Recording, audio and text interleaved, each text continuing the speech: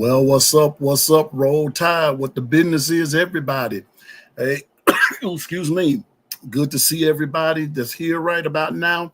Um, hey, I promise this is going to be a good show. Dwight, what's up, man? Nick Harden, what's up? No, I'm not going to sneak in this time. No, sir. No, sir. No, sir. Hey, welcome to the Long Run with Piano Man.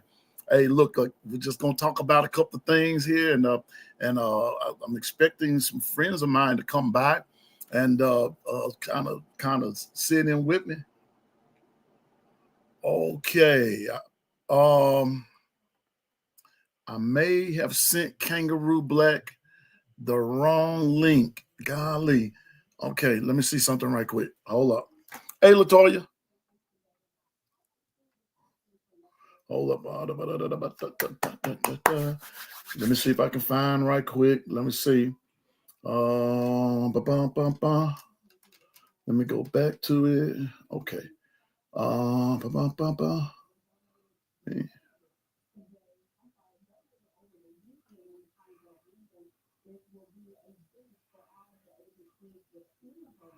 I thought.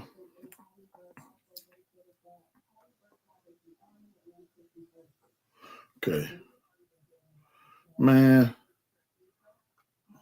Okay, I thought. Okay, let me try something else. Trying to do something here.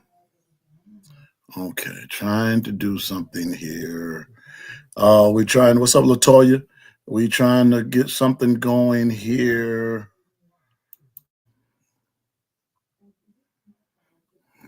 Okay. Okay, and then I'm going to hold up. Okay, I'm coming, Kangaroo. Hold up just a second. Coming, big dog. I'm coming. I'm on the way. I'm on the way. All right, here we go.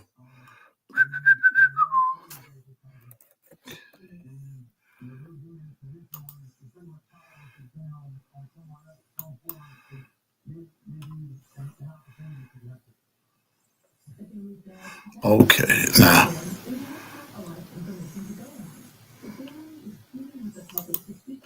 Okay, Kangaroo, I just sent it. If that doesn't work, we're going to try something else. But we're going to keep working until we get it. We're going to keep working until we get it. But anyway, before I go any further, the first thing I want to do is say congratulations to the Alabama football team. You know, we're only not just good in football. We're not just good in basketball. We are good in a whole lot of other stuff. What's up, KT? Good to see you. You know what the business is. I don't even have to ask you what the business is. You already know what the business is. But here we go. Alabama football team set the highest GPA in program history. Come to find out, in the fall of 2024 with a 3.24 GPA. Okay. And now the Crimson Tide has just broke their own record again with a total team GPA of a 3.29. Okay. And 105 players had a GPA of 3.0. And here's my brother. Here's my brother. Y'all see the man, Kangaroo Black. Kangaroo. What's up, man? You got it, brother. You got it. Y'all see, y'all see the legend in here? The legend. What's going on, everybody, man? What it is? Oh man, you tell me what the business is. What the man, business is. I'm just trying to make it. I'm just trying to make it, man. Man, you making it, Kangaroo. You making it, brother. You making it. Hey, hey, Nicole. Hey, Nicole. Can they see me on the screen? Let me see something here. You just have to change the way you. Let me turn this down. How do I do this now? Just go down to it should be the screen layout at the bottom of your. I see. Do I see invite? No, not that. Go up. Right up on the where you at. Oh, okay. Gotcha. Custom layout. Okay, I'll see. Yeah. Is that you here? Yeah. Oh, that you here? Oh, that you here? Right there. There you go. What's See, up, man? I'm learning this thing, man. I'm learning it. I'm learning it. Yes, sir. KB, the legend, y'all. You listen. The legend is here. My brother, Kangaroo Black, better known as KB. What This it is. sets everybody in place, man. When KB speak, he better than E.F. Hutton. People listen. Hey, I'm just a small fry, man. Hey, bro. Hey, but you shake up things though, brother. You shake up things. You shake up things. How you doing, that's what I'm KB? here for. How you doing, my brother?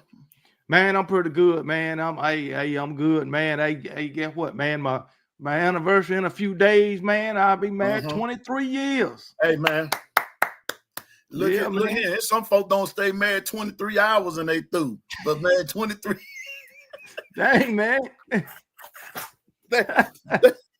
Bruh, the ink on the paper ain't even dry good yet. But bruh, hey, I can tell them the secret from a man point of view. Yeah, man. Close your mouth. Don't say nothing, but yeah, okay.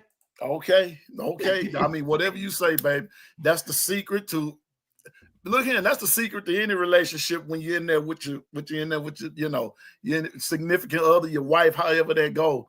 That's just good. That's just good old plain old common sense. Yeah.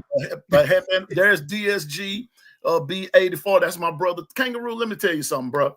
Before we get into what we're going to be talking about here in just a minute. First thing I want to do is I want to thank you, my brother, you, Coach Sean, B Sharp, all of y'all, for just taking me under your wing. Hey, man. Hey, it's all good, man. Taking me under your wing, bro. Cause I'm just saying, bro, this is not easy what we do. Hey, Kalen DeBoss. Hey, good job, my brother. How you doing, my man? Good to see you. It's not easy what we do, and especially when you're just trying to get started in it. You know what I'm saying? Yep. And man, it is just crazy. What's up, Larry Large? Double L. That's Double L. Hey, Christian, good to see you, man. I love the chat, how it's coming along. But Kangaroo, but I want to tell you, thank you, man. Thank you. Hey, no problem, brother, man. Hey. It's enough for everybody, man. If I can help anybody, I'm gonna help them, man. Exactly. And man, I'm my brother's keeper. And I'm gonna tell you this. This is something that I teach a lot. If you're not your brother's keeper, you're your brother's killer. There's no middle ground. So what are we doing? We're either keeping or we're killing. Which one are you doing? And brother, I'm helping keep my brother going. But I thank you. And the other day, second thing, Kangaroo, you said something on your show the other night about being able to do all things through Christ. Bro, I appreciate that because it'd be some busters come through him and be trying to discourage you. But man, I'm gonna keep it going. I'm gonna keep it going. That's all you gotta do. Hey. Don't pay them no mind. And do what you do, man. And you know what? And then we're gonna hop on because I want to say this right quick. First thing is, if you have not subscribed to Kangaroo Black, do it like right now. Get on there. Kangaroo Black will tell you where you can find him and everything, but do it right now. This is the man. And we got supposed to have some more coming, but right now we're gonna deal with Kangaroo Black, okay? But oh Lord, here we go. I'm so glad to Kangaroo. This was the third thing, and we're gonna hop into what we're gonna hop into. Brother, I want all your Georgia fans to subscribe to my channel. Every last one of them. Can you hook a brother up? Hey, wait till some more get on here. I'm gonna let them know. Wait till some more get on here. We gonna let them know. You know, you gonna be in for a world of trash talk. I mean, what they say don't make no sense. You know, not when it come to Alabama, but they don't realize that. I want all the Georgia fans, the Texas. Look him. If you're not an Alabama fan, please sign up subscribe to The Long Run with Piano Man. I promise you're going to enjoy over here just as much as you're going to enjoy a Kangaroo Black. But I want all, especially them dog fans, I want every last one of them to come on over. Come on over. I need you to come on over. But Kangaroo, here we go. I don't know if you got the link or not that I text you something. Yeah, but I got it right here. Okay, cool. And check this out. Now I'm gonna pull this up. This past Saturday, we were discussing, me and the Keeping It a Buck crew. We were talking about this college football rankings, this ESPN, according to ESPN, this update top 25 after spring practice. Hey, LaQuasia, good to see you. Eddie, good to see you. Joshua, good to see you. Dustin, everybody. I got a top 10. It's not a top 25. Well, I got the top 25, but it cuts off. It goes straight into the top 10, right, KB? You're right. So here we go. So we started talking about this Saturday. So we starting off with Brigham Young. They are number 10. Okay. Now, some people disagree with it. I honestly felt like this was a good spot for them because, number one, if anybody was watching the bowl game, I think it was the Alamo Bowl, they completely neutralized Shedeur Sanders. Now, I know how some people feel about Shedeur, Kangaroo, but tell me what you think about that spot right there. I agree with it.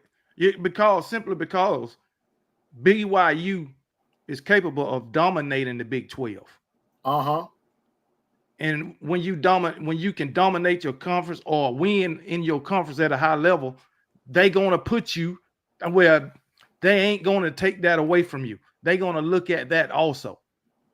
Now, when it comes to like programs like programs in the SEC, the Big 10, I think if a program in the Big 10 is winning 9 games on a consistent basis, I would put them over BYU. But BYU is in the Big 12, look at the programs in the Big 12. So yeah, they can win at a high rate in that conference. But if they was in another conference like the Big 10 or SEC, right, they wouldn't win at that rate. So what you're basically saying right there, Kangaroo, is when we're weighing out the conferences, when we're weighing them out now, in that particular conference, these guys are heavyweight. Exactly. These guys are heavyweight. They're heavyweight. They are the real deal, and that's what I was telling some of the listeners Saturday. Like, don't sleep on BYU. Don't sleep on them, cause they legit.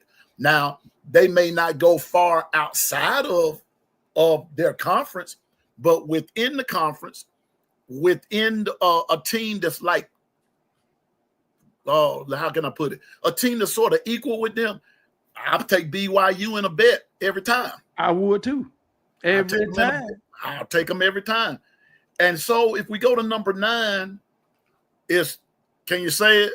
I want to hear Alabama Crimson Tide, and no, I don't agree with that spot. I'll tell you that right now. Nope.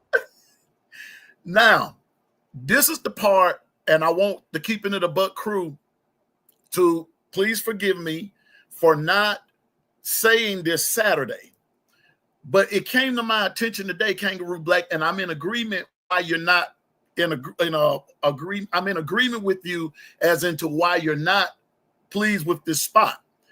This poll was done before the transfer portal closed. Okay.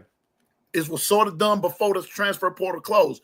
So what they were counting on, and Kangaroo Black, tell me what you think. They were counting on players from Alabama hitting the portal. Right. I agree with that. And nobody took the bait. Nobody took the bait. So, Kangaroo, where do you think we need to go? Be realistic. Okay, I'm going with Josh Pate. Josh Pate got us at number 4 in his. I'll say at least 5. I'm saying number 5. Okay. 5, Okay. 6, the worst. That's just me, because I'm looking at everything we got coming back. Yes. That's what I'm looking at. Okay. I can see that.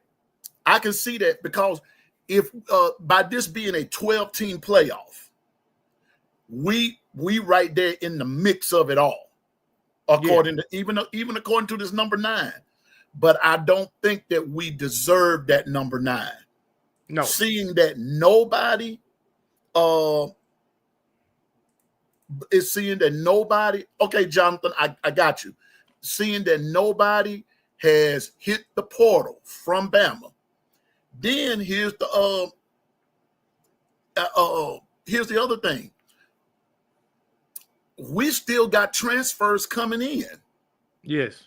That did not come on over during the winter break or the spring and all that good stuff. So I think that this number 9 ranking is sort of deceiving.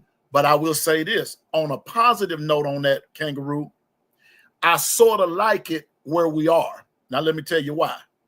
It gives me something. It gives us something to work towards. Earn that respect.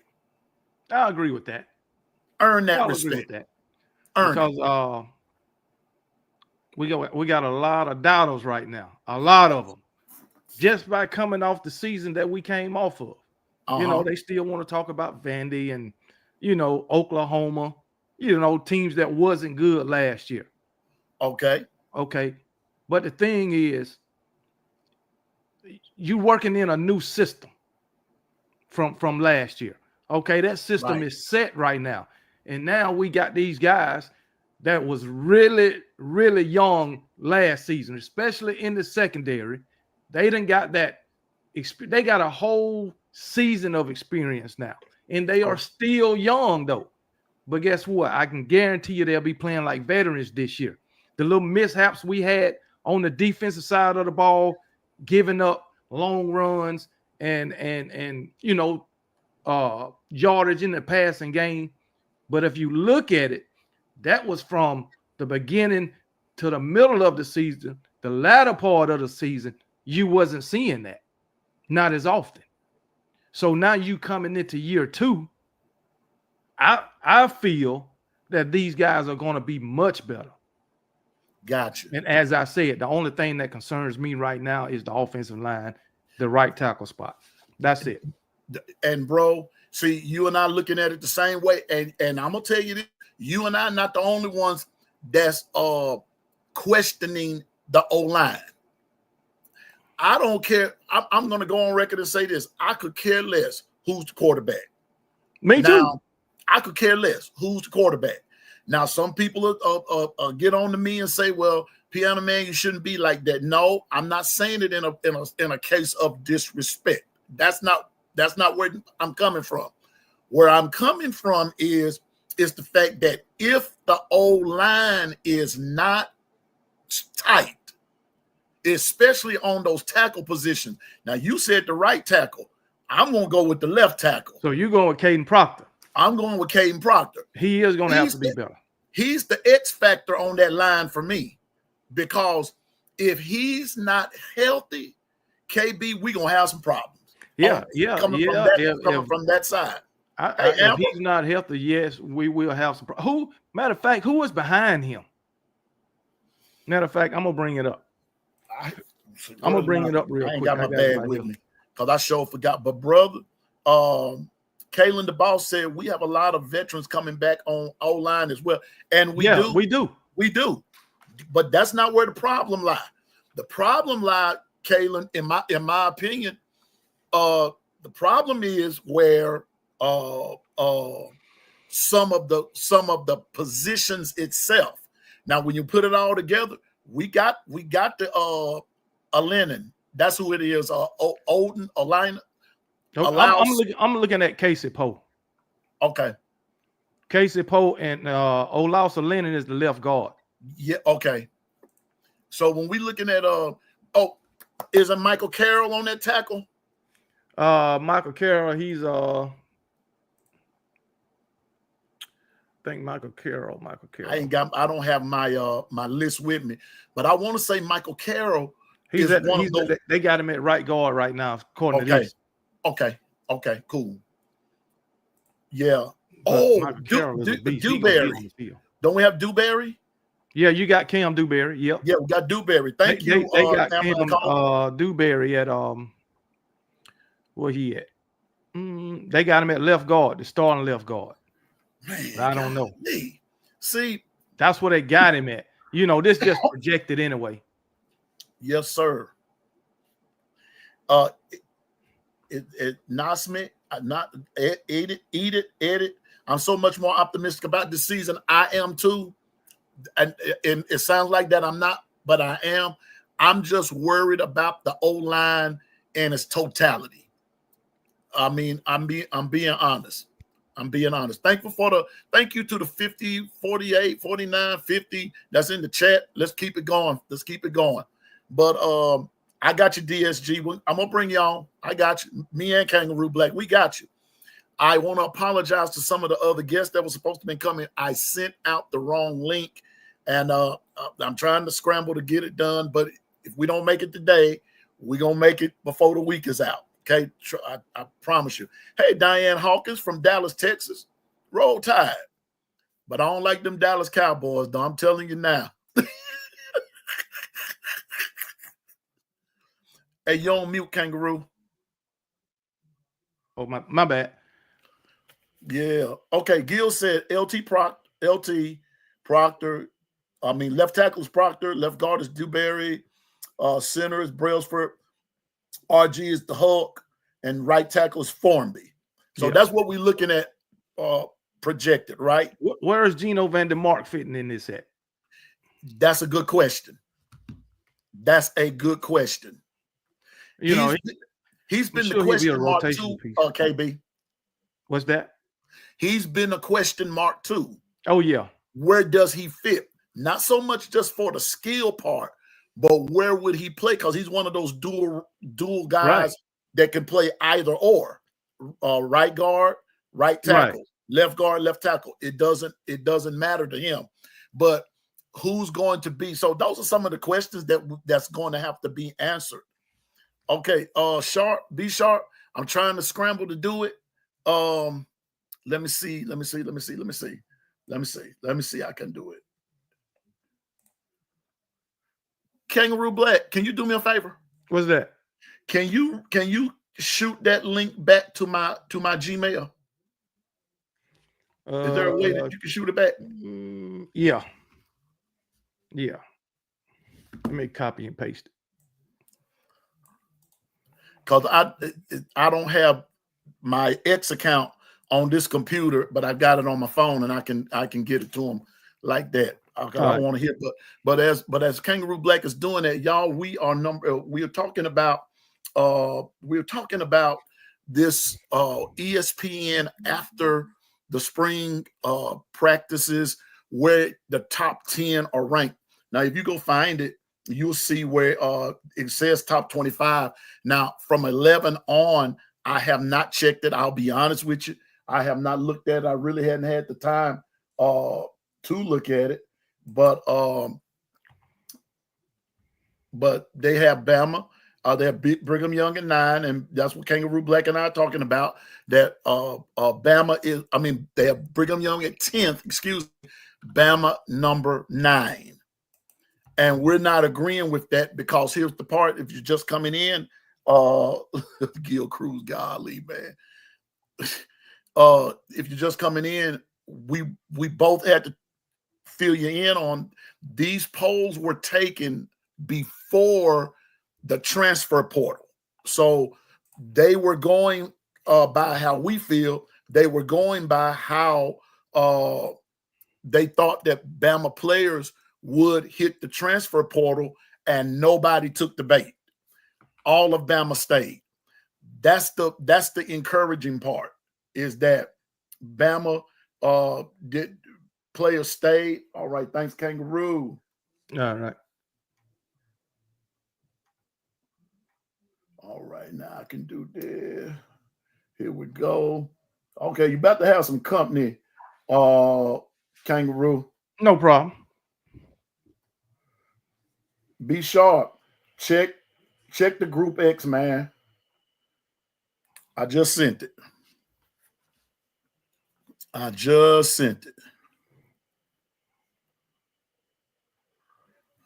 But in the meantime, if you on this channel, you ain't subscribed to Piano Man, go ahead and subscribe to him. Just so you know. Please and thank you. Cause listen, I'm on Kangaroo Blacks almost all the time. And man, and I love being over there because he be talking, man. But I'm gonna put it out there. If you are a Georgia fan, please subscribe to my channel. Please. If you are an Ohio State fan, please subscribe to my channel. Texas, please. You see what Amber Nicole wrote? And we're going to be talking about that too in another, but there's going to be another show dealing with that Michigan cheating scandal. And we're gonna be talking about that. Oh yeah. Well, I appreciate it, Amber Nicole. All right. Anything I can do to put a smile on your face. Here is, let's see here. And I think, is that going to be Jonathan? Okay, well, do I have to go to the other one? All right, let's see. Add to the stage. Welcome to the stage, everybody. My new brother, Jonathan Lewis. How's it going, man? How's it going, KB? What's going on, Jonathan? Oh man, getting ready to move, man. Packing up everything. That's why I went and got this wonderful green screen to use in the meantime for the next couple of weeks. That we don't see my ugly boxes stacked up to the wall and everything else. So yeah, how you mean you're handling business? That's all. Oh yeah. How y'all doing tonight? Hey, we're doing good. We're doing good, Jonathan. Jonathan, we're on the subject of this college football ranking of the ESPN. Yeah. After the spring practice. And BYU is 10th. We sort of talked about that. But they have Alabama 9th.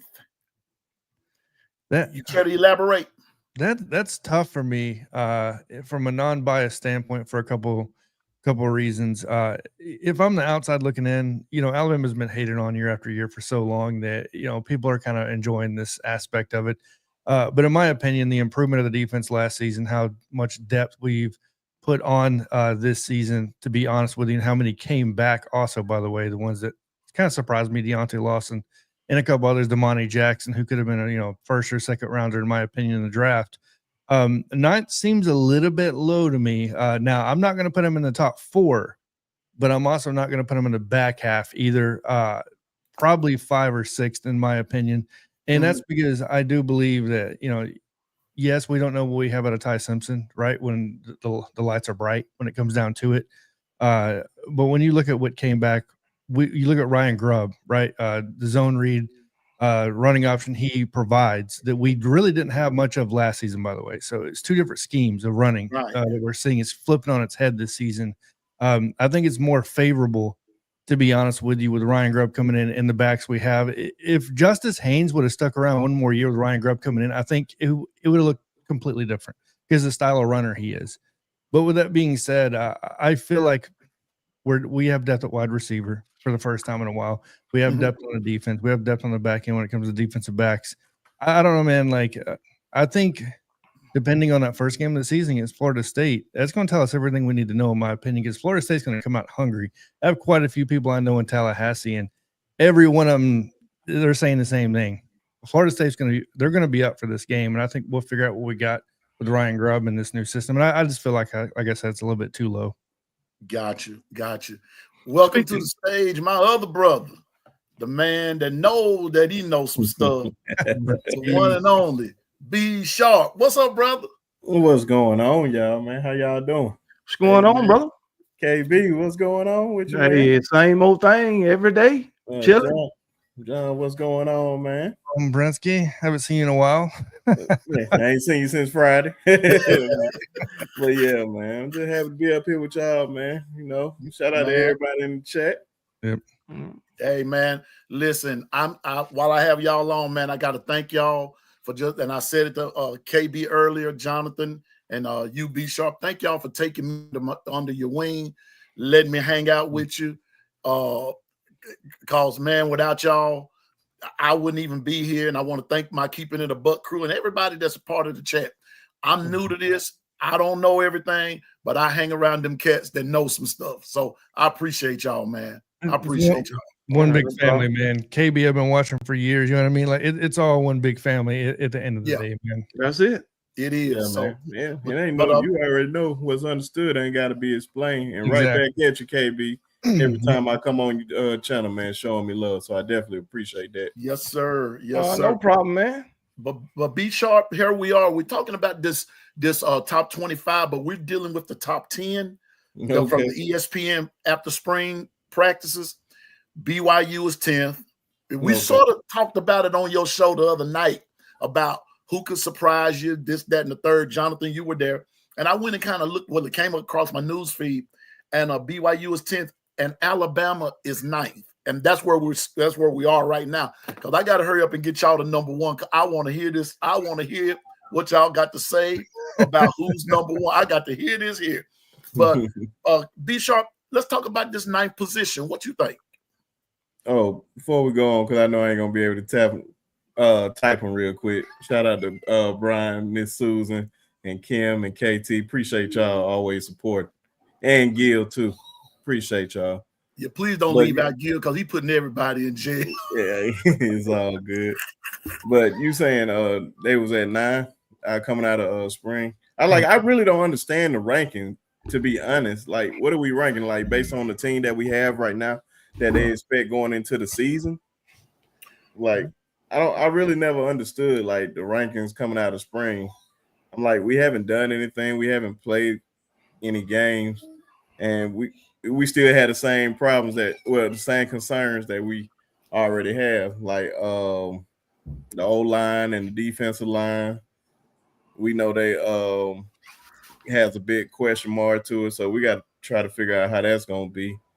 But I'm just going to say 9 is a good spot because I really don't understand the rankings coming out of spring. I'm still Prince, trying. You know what it is? It's talking point, it's fluff, and it's get the people talking because it's a dead point during the That's what it season. sounds like, man. That's all it is. That's all it is. Yeah, man. Because I don't understand it, man. I was like, okay, I guess. Right. I used it. You know what? I used it as like what Jonathan said, as a talking point, but as a conversation piece. Yep. Because the one thing that I'm looking at is the fact that it kind of hit me today that these polls were taking y'all before the close of the transfer portal. And because nobody left Bama and everything, and they were going on an assumption that people were going to leave Bama and hit the portal, and nobody took the bait and hit. Now, I think what you have is actually a different scenario on your hand.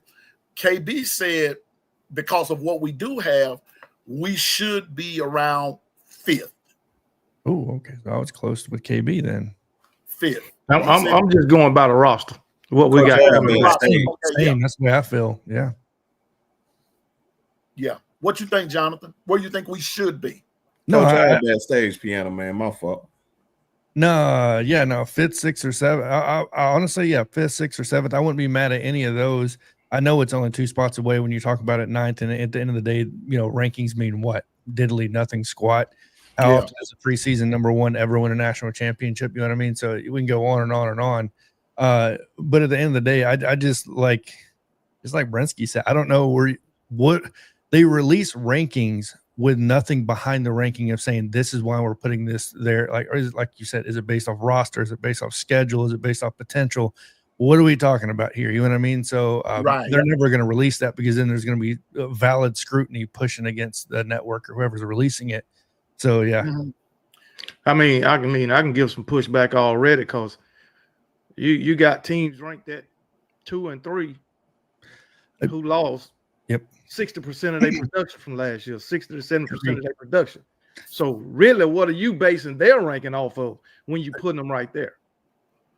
It's weird because when I looked at when Piano Man sent it over and I went through it, I was like, Penn State at 1.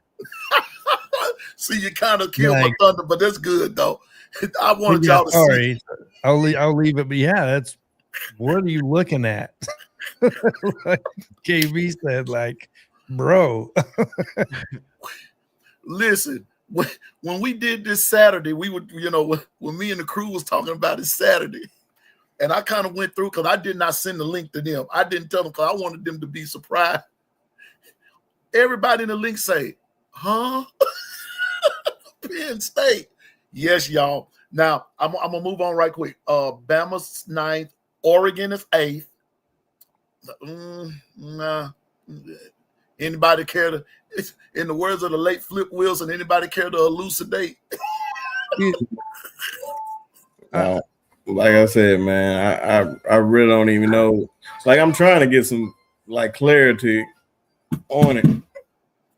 Like, I guess they returning some players or whatnot. Now you got Evan Stewart. Yeah. I forgot my guy name that played with Keelan Russell. Dante Moore. Dante Moore. You have depth at that wide receiver position. But you know what, though, Kate? I mean, B Sharp, my problem with them is Dan Lanning can't win the big games. To say he cannot win them. Kalen DeBoer beat him twice when he was at Washington in the same year. He beat him. And when you go back and look at those games at a particular point in their games, Oregon had the lead on them. Oregon would have a significant lead, and Washington would come back to beat them every time. And so I think it's no different even with this team. I don't think Oregon will be as good as they were last year. I don't think they will. Big Ten's not going. I've never been high on Oregon. Never.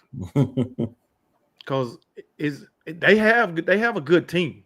They got a good program. Yeah. But I've never looked at Oregon as a team that could win the national championship. Never. Okay. All right. Jonathan, anything? Yeah, no, I agree with KB. When somebody says Oregon, what comes to mind is they're a playoff team. That doesn't mean they're going to win the national championship. It just means, yeah, they're probably going to end up being a playoff team. Yeah, they'll probably end up contending for a Big Ten championship. You know what I mean? Like they did. But are they going to get over the hump?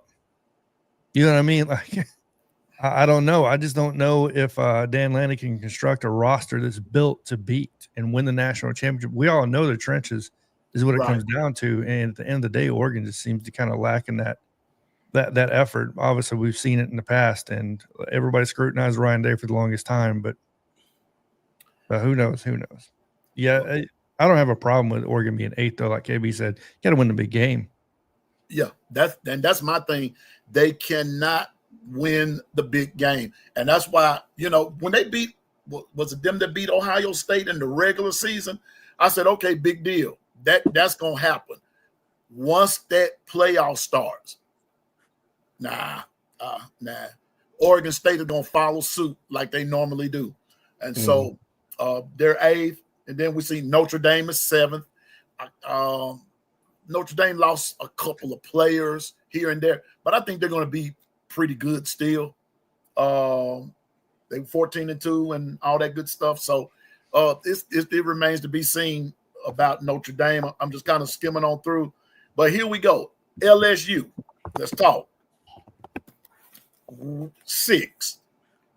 I'm about to say you bring back Nussmeier, cool, but you lost a lot of guys on that offensive line. I don't think the defense is going to be nowhere like how it always been in the past, elite, but it hasn't been elite since Brian Kelly been down there.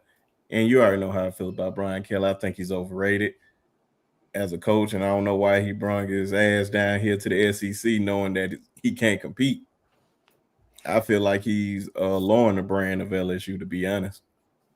Your last three head coaches won national championship, I don't see him winning one at all. So exactly, Jonathan. Look, me and Brinsky is very similar on this. I've always disliked Brian Kelly, and it's not just from a coaching standpoint. I won't get into that because this will turn sideways really quick. I feel like LSU is on a consistent basis of being just overrated. Every year we come in, they're supposed to be the top. They don't win the big games. just like James Franklin hasn't, just like Dan Lanning hasn't. It's just a consistent theme over and over again of, and the crazy thing is LSU has no excuse. They have the talent. They have Jaden Daniels. They have Nussmeier that's been there, throwing for over 4,000 yards, everything else. But just like Brensky said, they lost a lot on the O-line. Can you name me a running back in their backfield besides Caden Durham, who's a sophomore? Probably not, right? So, they don't have the running game like they used to have. They don't have the defense they used to have. So in Death Valley has become all of a sudden kind of quiet. So you got to give me a reason to believe that you can win it before I'm going to sit here and say you're going to win it. I hear you. KB, on you, bro. I agree with everything Jonathan said. For one thing, I don't know how they can put him at number 6 with going by that defense the last 2 or 3 years, because it's been straight terrible. You see how basically Jalen Milroe was the whole offense against LSU both times he played them.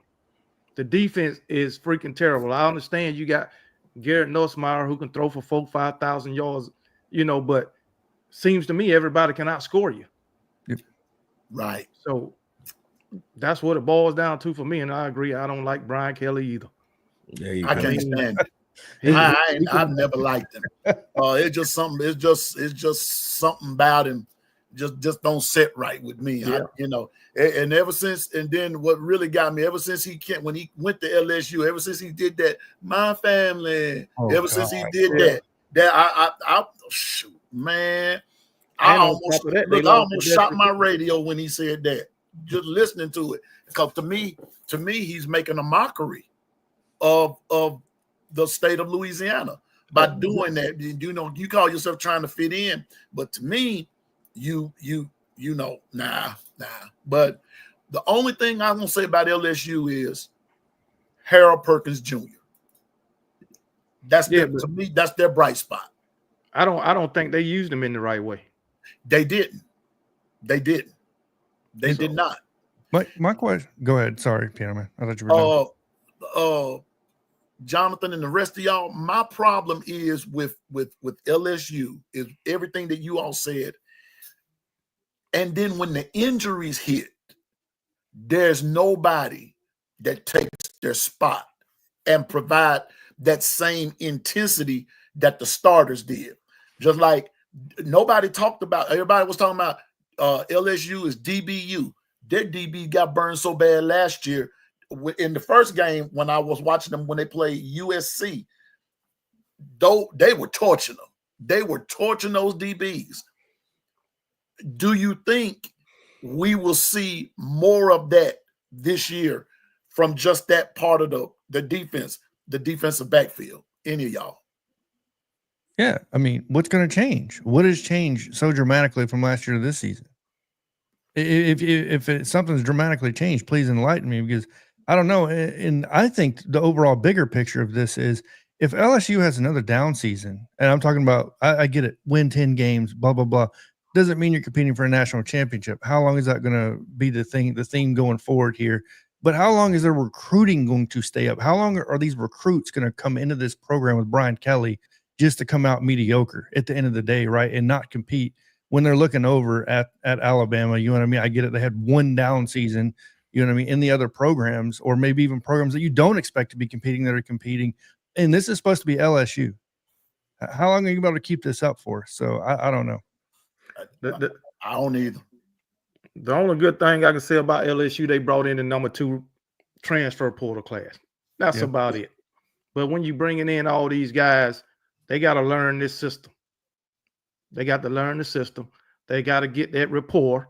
It's on the offensive side of the ball. They got to get that rapport with the quarterback if you're a wide receiver. Right. And then, I mean, they went into the transfer portal last year to address the pieces they needed on the defensive side of the ball, and they were still terrible. And then they lost their defensive line coach.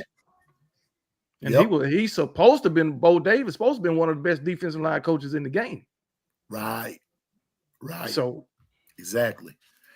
And B Sharp, what you think? Oh, I already told you how I feel about LSU. I want to hear you say it again. Oh yeah, man. I can't stand Brian Kelly, man. Oh man, Coach Al backstage, by the way. Okay, let me see. But yeah, man, I can't stand Brian Kelly. I just feel like any recruit that go down there, you pretty much just wasting your time if you're trying to win a national championship. You probably just down there for the money. And I know they got Corey Raymond down there, and he's one of the top defensive back coaches in the country, which I respect. But the talent just haven't really been the talent lately. I know they about to bring in a big time class. Especially one of the guys that I know. Shout out to Dylan. So he's getting some dogs down there, but right. I don't understand it, man. It's just I don't care nothing about LSU. I just hope they lose every game. To be honest, y'all, here's one of the wisest men on earth, Coach Al. What's up, bro? Hey, when you said that, I started looking around. I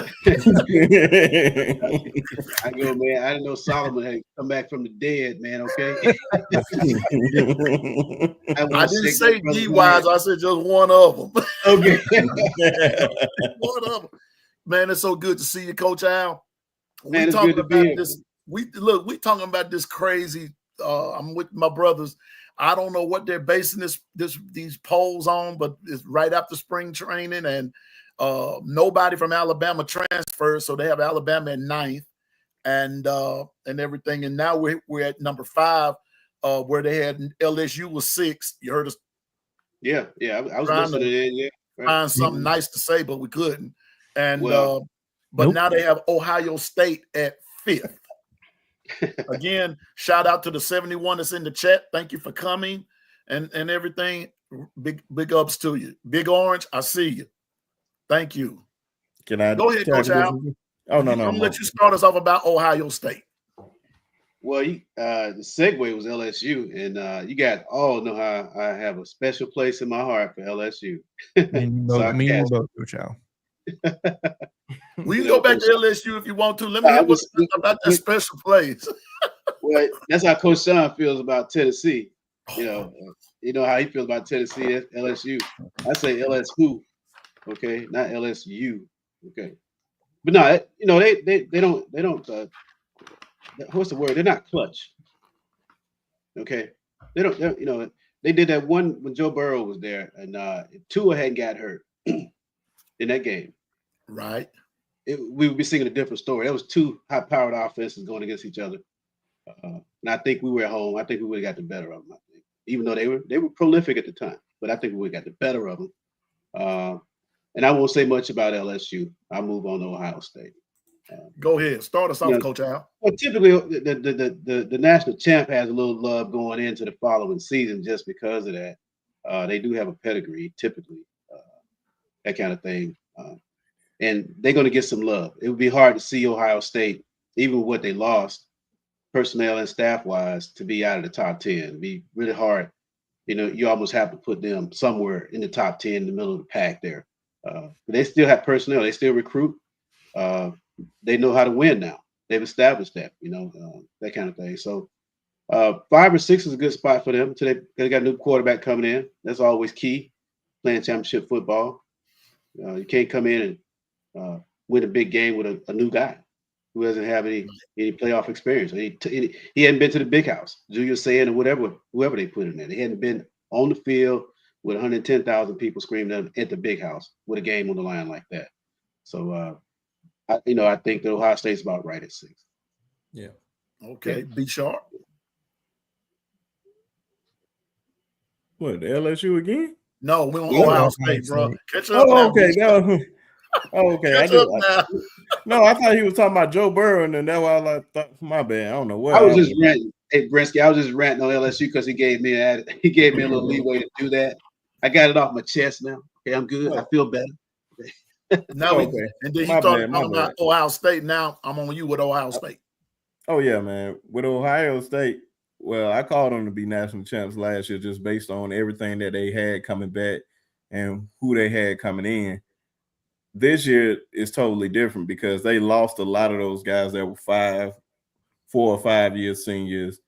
Will Howard was just pretty much just a substitute teacher. He was just trying to keep the class together because they was built to win a national championship. He was just a weak link in that whole for that whole team. But you have no Quishon Judkins, you have no Travion Henderson. Of course, you bring back Jeremiah Smith, but you lose Buka, you lose a lot of people on the line. I don't know how they got Seth McLaughlin to win the Remington Award. I'm still trying to figure that one out. For real. That's the only thing that surprised me about that team last year is him winning the Remington Award. And pretty much the whole defense is gone besides Caleb Downs. Right. So I don't see them. I don't even know how they are ahead of us, which is shocking to me. I think that's just because they national champs, but I guess I don't expect them to. I expect them to be in the playoffs just because it's the Big Ten. It's not the SEC, but I don't expect them to go far. I hear you, Jonathan. Yeah, me, middle of the pack is probably where I'd put them in the top 10. And it's just like Coach Al says, in my opinion, I'm really big on showing love to the national champions coming into the following, no matter who they lost, because at the end of the day, so if someone takes it away from you, you're still that champion, right? So you still got to lose to get it removed. They got Julian saying, obviously, most likely being the starter this year. You got Jeremiah Smith, you got Carnell Tate on opposite side. So, I mean, look, I'm not going to sit here and get it twisted and act like Ohio State's not good. That team has had top 5 recruiting classes year in and year out. They have talent. They have talent on the defense, everything else. It's just a matter of you lost Jim Knowles, you lost Chip Kelly, right? So you lost a lot of key pieces, not just from the player standpoint, but the coaching staff as well, including some recruiting as well, so assistants. But, and I'm thinking long-term here, but yeah, I see them making the playoffs because, look, I don't see the Big Ten, in my opinion, being a force this year. But that's just my personal opinion when you look at who's coming back. And just like Brinsky said, they lost a lot of key pieces that were given money to stay there that one additional year, right, for the experience and let the other guys grow. So I think around 4, 5, or 6 is probably perfect, in my opinion. Okay. KB. Hey, everybody pretty much summed it up. I mean, with everything they lost, quarterback, both running backs, both your best edge rushers, replacing your offensive and defensive coordinator, that's a lot. Right. But I'm still big on Ohio State. Simply because, like you said, they recruit at a high level. Yep. They got 4 and 5 stars up and down the roster too. Yeah. They bringing back the best 2 players, Jeremiah Smith and Caleb Downs. Yep. So, but who knows? We'll see if this new offensive coordinator changed the offense, new defense coordinator go with another scheme or whatever. But I would stick to what's working. Yeah. Yeah. I'm gonna tell y'all know be sharp, and me and him went at it last year.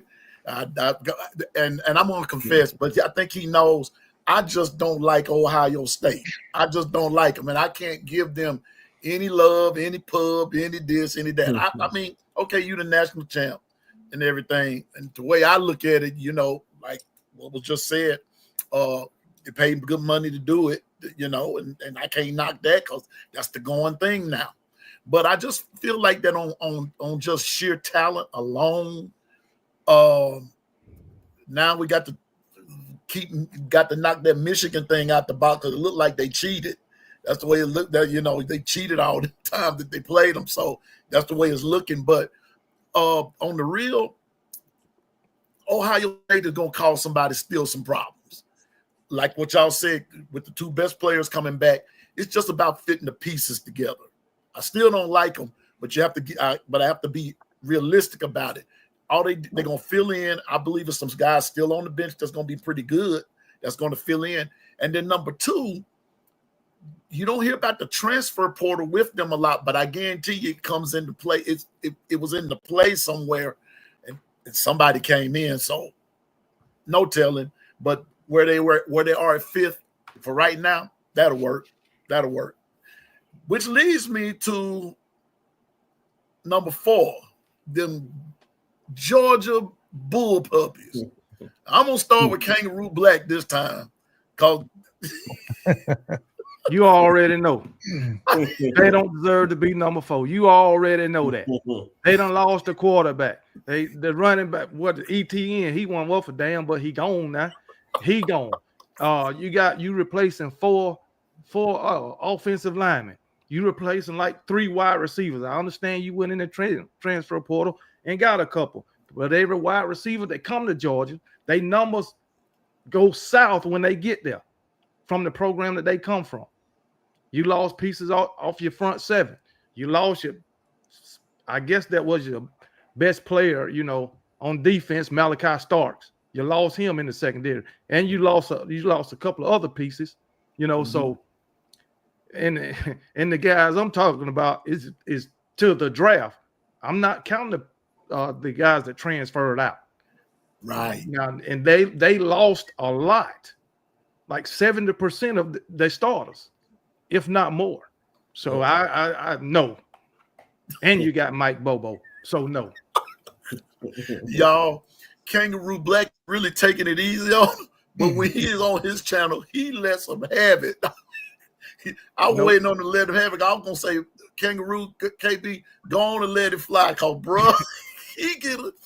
But I'm still gonna say, shout out to all those in the chat.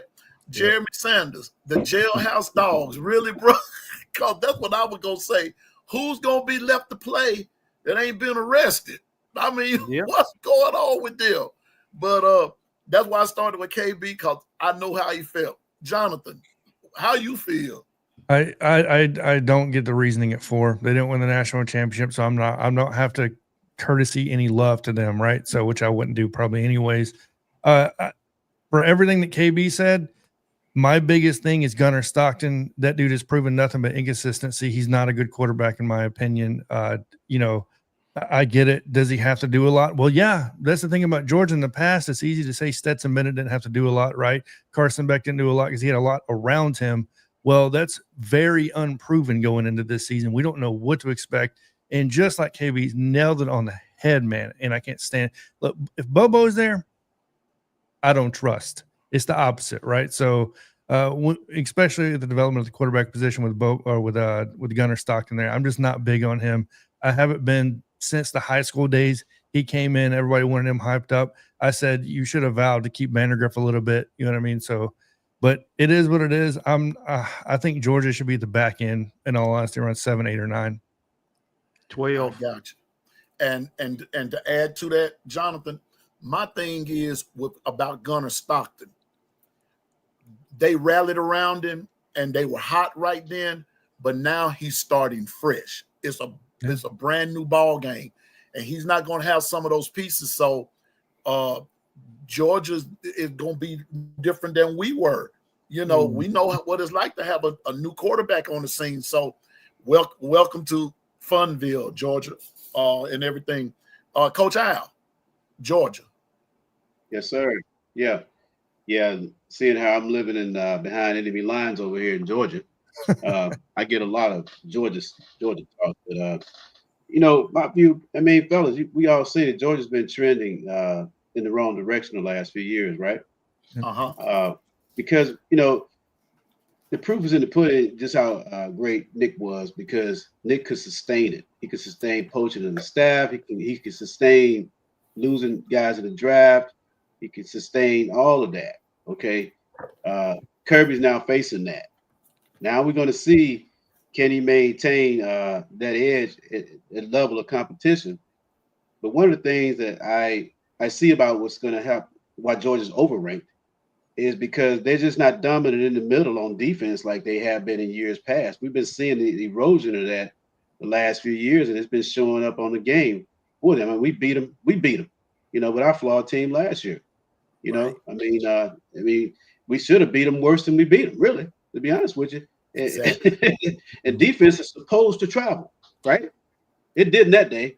Okay, so I don't see why they're that high. And frankly, too, I'm with KB when he was saying about their receivers when they go there, they retrogress. We've had the same problem a couple of years ago with our receiver coach. He wasn't developing the guys. You know what I mean? We were just not getting the output. We had the ride outs there. We had our wide receiver coach. He was getting them boys on point. And then that guy, left, and our receiver output kind of suffered, development kind of suffered. Georgia's always been that way. The receiver coach has been a little bit not top notch. And then you got Mike Bobo pulling the trigger. Never been a fan. No, not creative at all. Okay. We saw a little bit of that last year at the Capstone, right? When you're not creative, people figure you out. They figure out your tendencies and they crack you like a nut. Okay. So no, not 4. No, Georgia should probably be at best around 7, 8, somewhere in that neighborhood. And here's another thing too. In SEC, it's all about depth. Okay, you bring in Gunnar Stockton, right? He hasn't proved that he can be available for 15 games. He hasn't proven that he can be durable. Okay, like the quarterbacks they've had in the years before. So who's backing him up? And then you're bringing in new receivers and your defensive line, which means that you ain't getting pressure on the other team, which means they scoring points.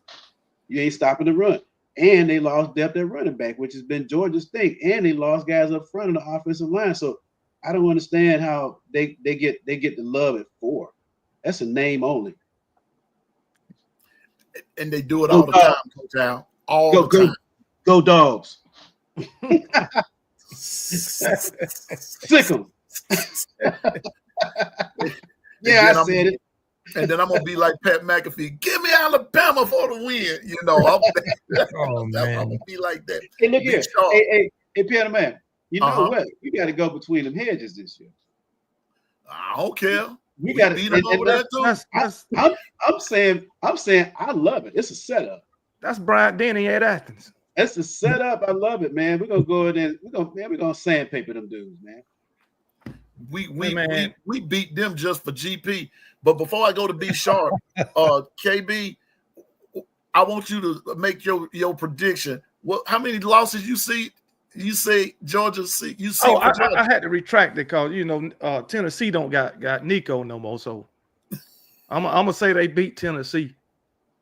I need to look at their schedule. I had them at 5 losses, but I'll say 4 right now because Nico left. But I might can find one more in there. Georgia Tech gave them a run for their money last year, so yeah, Georgia Tech is getting better. Oh yeah. Be sharp. Hey man, ain't too much to say about them Georgia Bulldogs. I'm about to say, and I'm watch my mouth on them because my wife is a Georgia Bulldog along. So divorce them.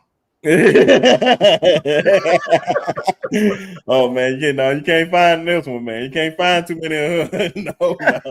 I think I can live. I can manage this one. I can manage.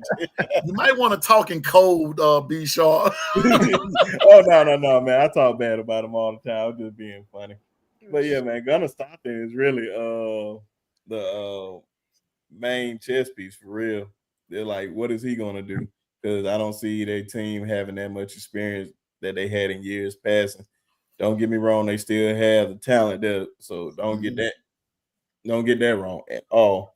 But is Gunnar Stockton gonna live up to the hype? Is any of these guys going to step up to the plate this year? I don't know any of their receivers for real. Is depth gonna be at least half of Brock Bowers? I don't think so. I really don't know what to make of Georgia right now, but I never had Tennessee beating them only because of Nico. I thought Nico was going to step up to the plate last year and take that next step, and I still don't see him about to take that next step, even if he was there. But we're going to see, man. Georgia's a very, very interesting case this year. I ain't going to lie. So definitely got to watch out for them. Well, their 2 leading receivers are going to be transferred. Zachariah Branch coming in from USC and Noah Thomas coming in from A&M. That's right. Right. So much inconsistency across the board. Mm-hmm. I got a question. Zachariah Branch, Noah Thomas. Do y'all think they was better than Ra Thomas and Dominique Lovett? No.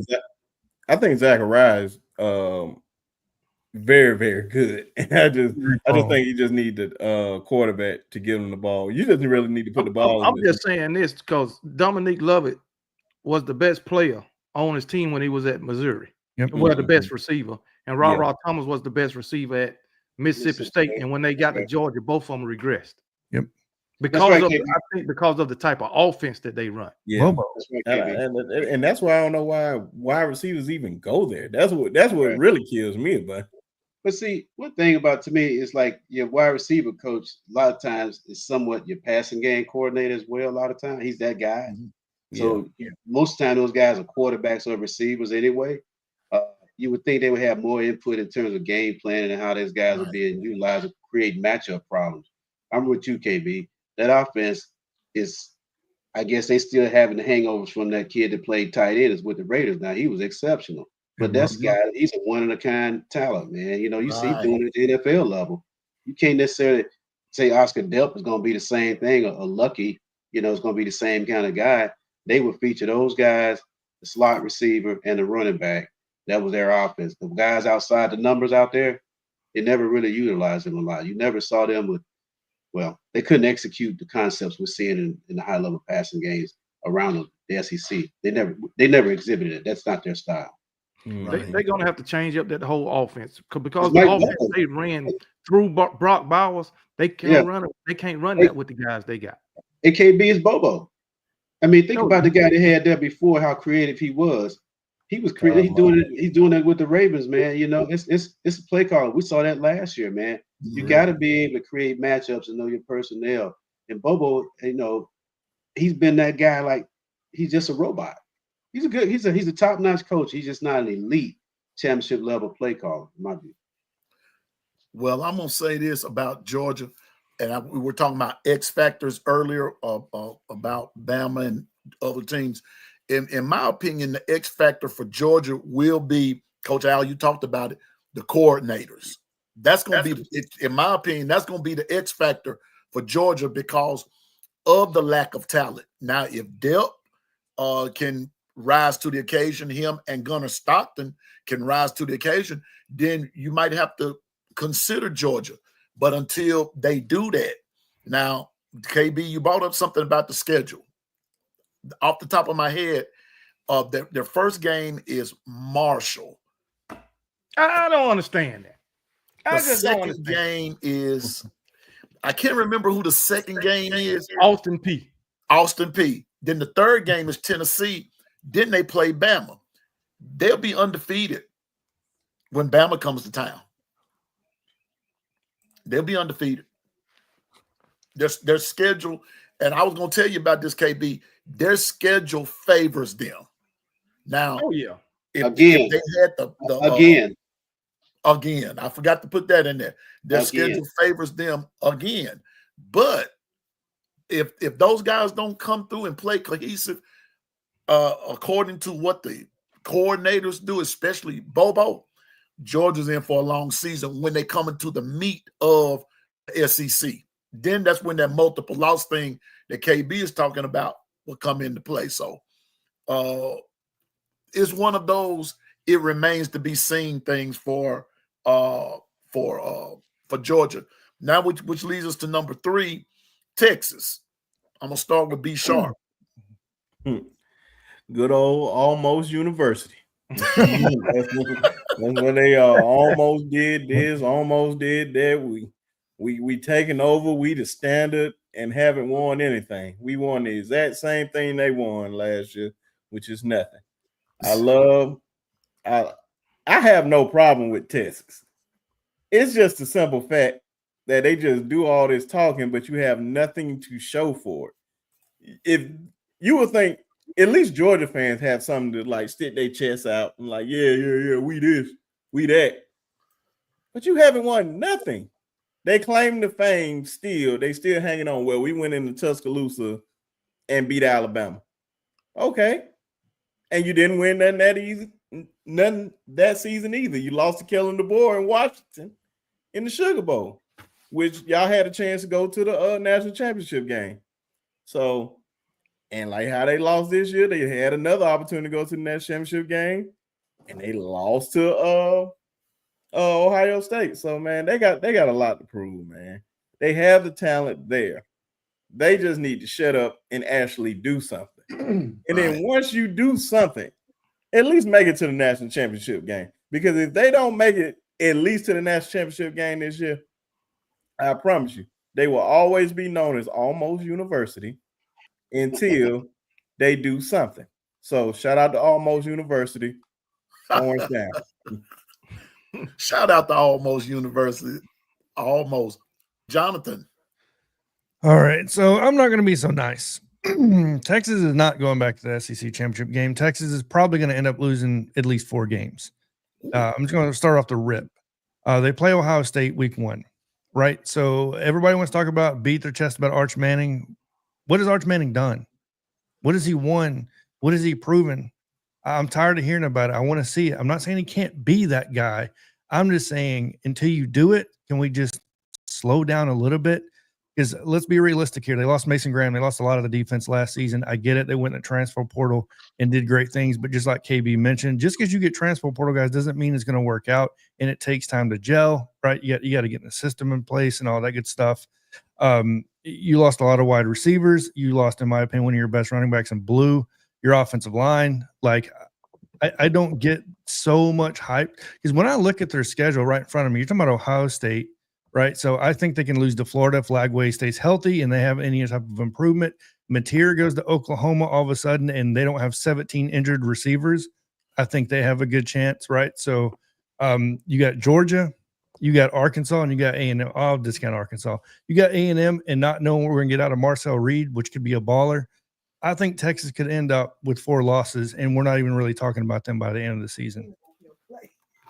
So – yeah, to have them that high is dumbfounded to me.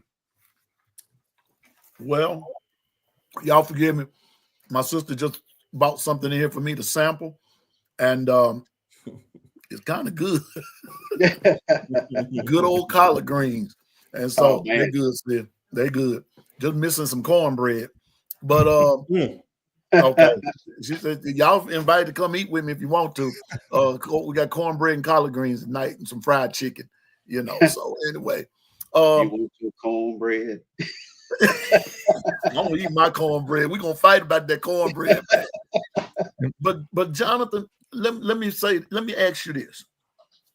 When you go back and watch Texas play, I'm going back to last year when they played Georgia twice. Yeah. Yep. Twice. In both of those games, they had Georgia right where they wanted them. And it was almost like the lights got too bright and the stage got too big, and they folded like a lawn chair at the family reunion. They just did. And I mean, Texas fans just beat their chest over folding. The year before, they folded against Washington. What is it going to take for them, Jonathan? Consistency, right? So, and I think that's Texas's biggest problem. You can look at the wins all you want, but the reality of the situation is Texas just started winning 10 games 2 seasons ago, right? Before that, it was not great, right? When Steve Sarkisian took over, he took over a program that was basically a dumpster fire for a very long time. And the problem was it was because it didn't have the talent. Because Texas was still recruiting. Texas was still top 15. They just weren't able to put those guys in the NFL, which just degraded the program even more over a longer period of time. And now Steve Sarkisian is trying to play catch up on all of that. And I think when you look at it at the end of the day, the reason why you hear, we mock the Texas fans beating their chest because they are. And they're beating their chest for absolutely no reason. What is it going to take? I mean, it's going to take consistency, right? Week in and week out, winning the correct way. Not off of a whim in a sense. And I think that's when you go back and look at last season, you can't beat Georgia accidentally. You're not going to go in and beat Georgia by not being disciplined, right? So if you're undisciplined, you're not going to most likely beat Georgia because Kirby Smart in that program, if there's anything, they're going to play very disciplined football, in my opinion, for the most part, right? It's been degrading over the years, but that's kind of the consistent theme there. And I think when you look at a team like Texas, it is very inconsistent. It's just until you can do it over and over and over and bring in the talent over and over and over and build the depth, which we all need and you need in the SEC. It's going to be the same thing year in and year out. Yes, good. And so I just think that until Texas does something like almost university, Yeah. Right, B-Sharp? Almost University. Well, Just if you like see a this- Texas fan, let them know they go to Almost University. Until they prove something, they almost university, in my opinion. It's almost like the first line in Country Road, Almost Heaven, West Virginia. KB, what you got? I'm putting Texas in the same boat as UGA as far as all the pieces they lost from last year's team. Because they lost a lot too. Not saying they ain't got guys that can step up, but they lost a lot too. Two best wide receivers. I know that. And then on top of that, yeah, they got Arch Manning coming in. But like you said, Arch Manning ain't did nothing. Kind of reminds these Texas fans when they talk about Arch Manning, kind of reminds me of the old Georgia fan when Carson Beck was coming in. They had a lot to say about Jalen Milroe. Well, they had a first-year starting quarterback also. And that's the way I see those Texas fans right now when it comes to Arch Manning. And yeah, Texas ain't won nothing. To me, they're a wait-and-see program. Let's wait and see what's going to happen. That's what they are. Yes. Just wait and see what's going to happen. Don't say nothing. Just wait. Because, like you said, they only started winning 2 years ago. That's it. But 10 games, 2 years ago. Right. They was bottom of the barrel. And guess what? They was in the Big 12 then. Exactly. That's never been an elite conference, in my opinion, not in the past 20 years. So that's just my thoughts on Texas. And KB, do you remember? I want to say it was either 2 years ago or 3 years ago. Oklahoma mopped the whole state of Texas with them in that Red River rivalry. Yeah, and the Red River rivalry. And remember, Texas was picked to win that game. Yeah. Oklahoma wasn't even supposed to be in the game, and Oklahoma demolished them. So I believe it was 2021. Texas had a big lead on them, and Oklahoma wound up coming back, came back and beat them. Came back and beat them. So I know B Sharp is because we're gonna get off of here in just a little bit. B Sharp is coming on. I'll push it back to 7, man. Go ahead. Oh, okay. But I just wanted to make sure you know I'm gonna give you your props, bro, because I'm part of the family. You can't kick me out. I don't want to get kicked out. I just got here. But anyway, nice. Coach Al. Yeah, I think brand has a lot to do with it. And Texas is really in the eyes of the public. Sark has brought a lot of credibility to that program, like KB and Jonathan was saying. And then what Sark did, he took I think 3 guys from Nick's staff and put that Bama blueprint on that program. Jonathan said they had been recruited. He just didn't have the right guys pulling the trigger to develop players and to get the mentality in the room. So one thing, kudos to Sark with changing the culture of Texas. I think they ranked a little bit high, frankly. But see, look at what happened. So the first year in the conference, look at the schedule favorability they had. Played right into their hands. And they got lucky in a few instances, okay? Now look at it this year. John, you kind of took a little bit of my thunder. I had already circled October 4th on the calendar. That's when they go to the Swamp. Yep. Okay, I had circled that game right there already, okay? And so now Texas has really got to go into the SEC on the road year in, year out. Now you're bringing Arch Manning in, new quarterback. Like we said, he got all the trappings of potential, but potential ain't nothing till it's realized. Okay, especially in the SEC. If you're a $3 bill, they're gonna find out you're worth $2.99 in the SEC. Okay, I'm gonna tell you that right now. And so that's what's gonna happen to Texas this year. But I think a lot of the juice they're getting comes from what Sark has been able to put together down there and recruit and turn that culture. But they got to turn that into wins. And what we're talking about now, just like B Sharp was saying, coming out of spring, they got to have something to talk about. Got to have something to write about. We got a long way to go before we get to the season. But my view, Texas has not played an SEC schedule until this year. We're going to find out what they made out of. Yep. And once, like what Jonathan said, Texas, I don't think they're going to be there. I just don't. I don't believe they'll be there. In a lot of ways, they're overrated in the area. But I'm going to tell you what's getting the people's attention, and y'all can chime in on this. It's the money part of stuff. of them being able to buy people, and those guys fall for that. Like Isaiah Bond did last year. He fell for all of that and then got over there at Texas and did not have the year. He had a better year at Bama the year before and got over there at Texas and really didn't do anything.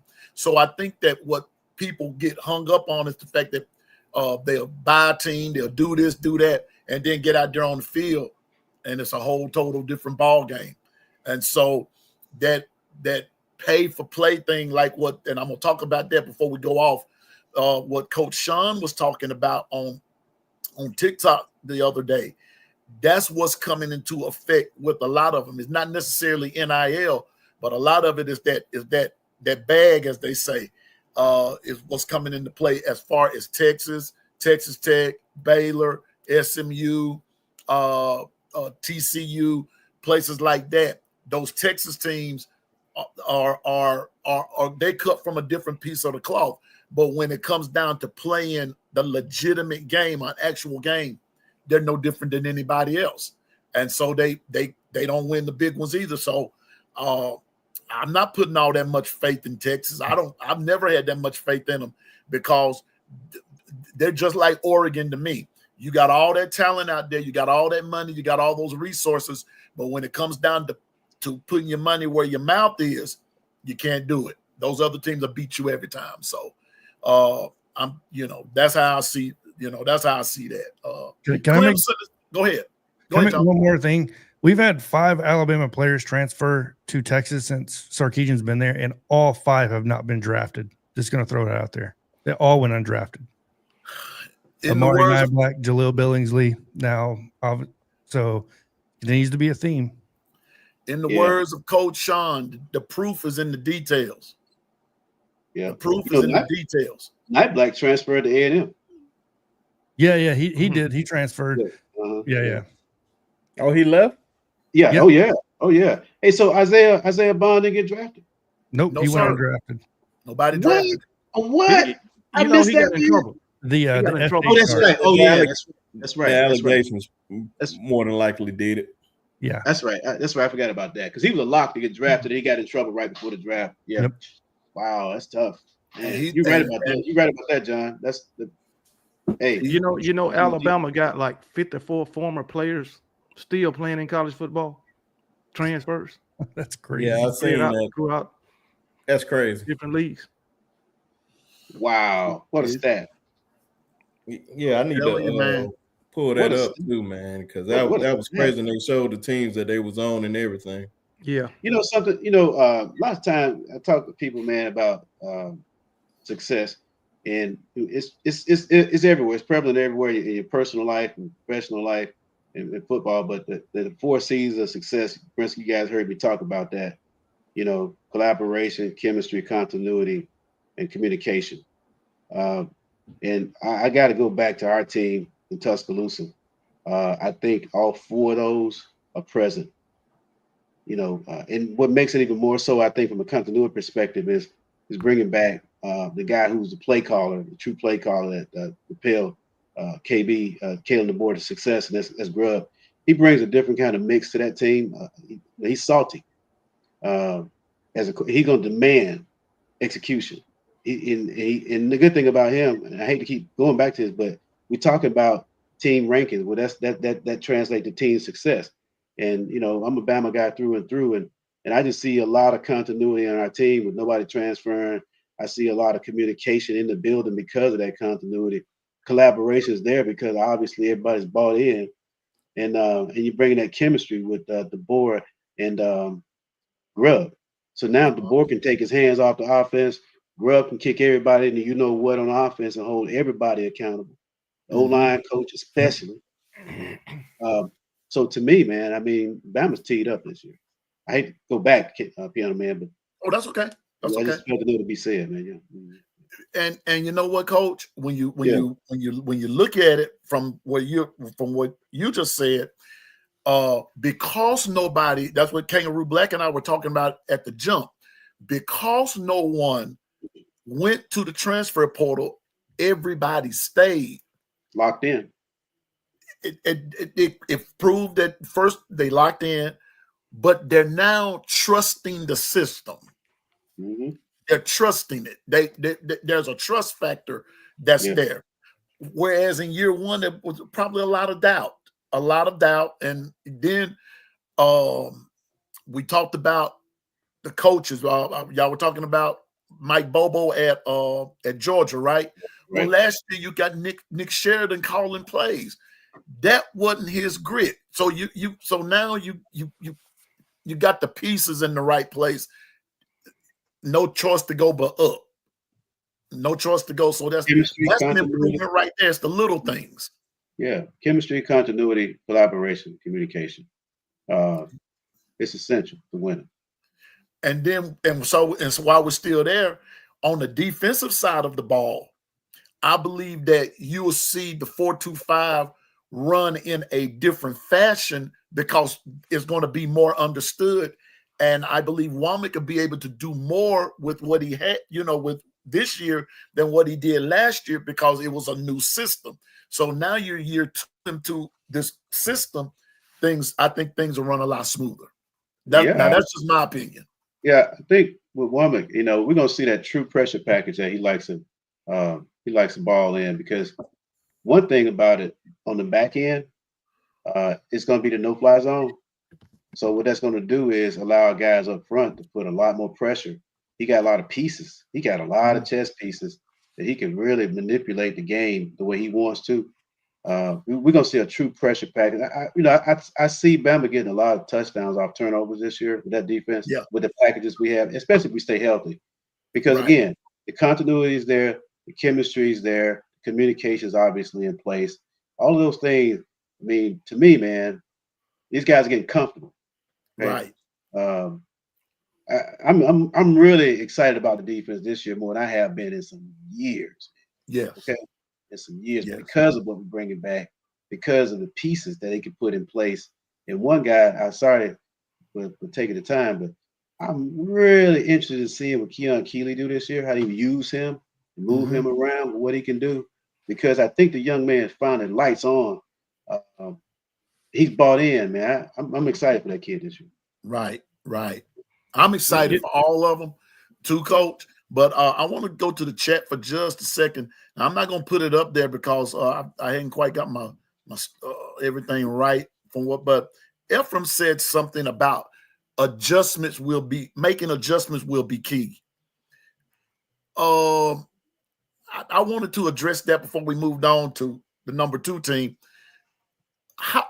Coach Al and Jonathan, talk about what adjustments. What adjustments are we looking at?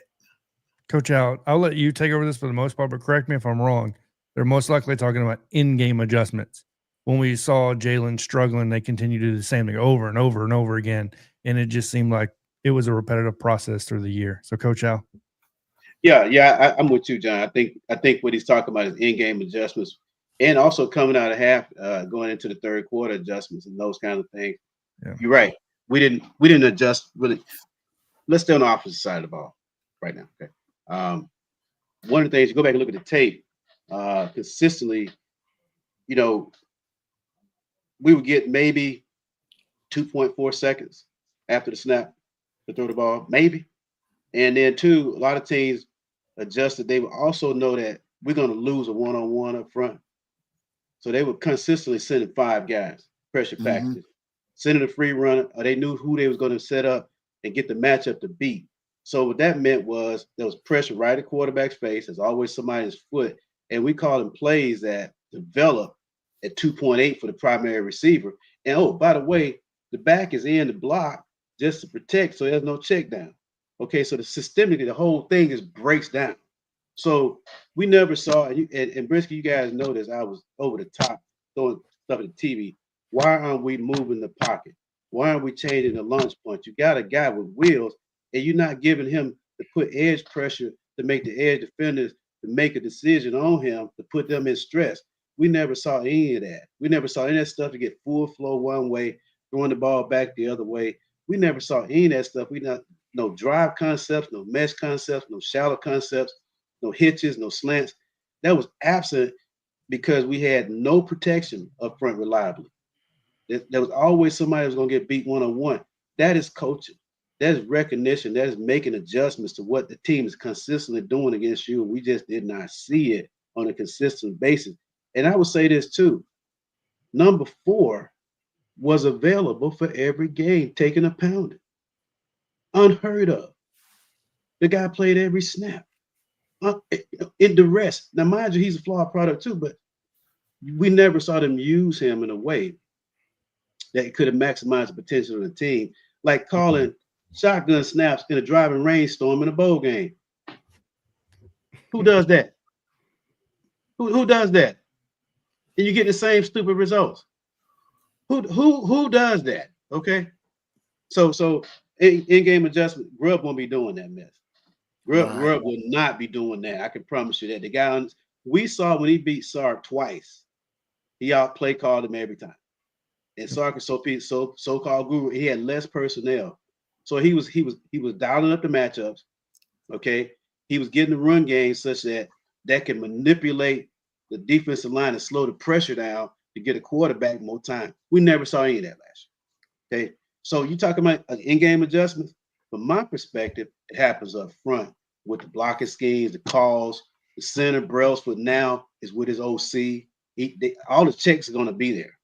You know, Grubbs is going to kick Kaplovich to another level as a coach.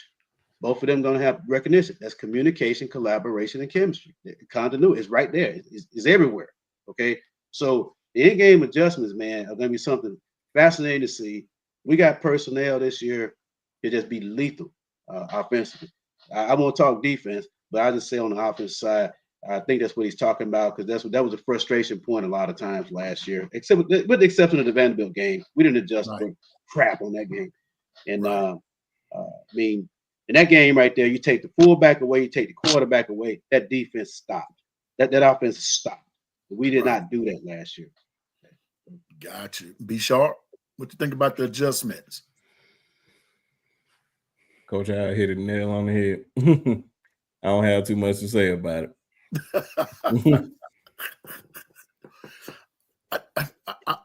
KB? I think I voiced my frustration with adjustments a lot last season. Yes. Coach Al, he is so right, man. The past 2 years with Tommy Rees and this clown that we had last season, they didn't know how to find the matchup. Right. They just did not on the offensive side of the ball. And it just make me think back to 2022 when we lost to Tennessee. What did Josh Heupel do? Kept sending the fastest receiver at our biggest body safety to Helms. Kept going to the well. Right. Easy matchup. He knew that Jalen Hyatt could beat him. Yeah. And those guys that we didn't have for the past 2 years, they just didn't look for it. I feel like they depended on Miro too much. Yeah.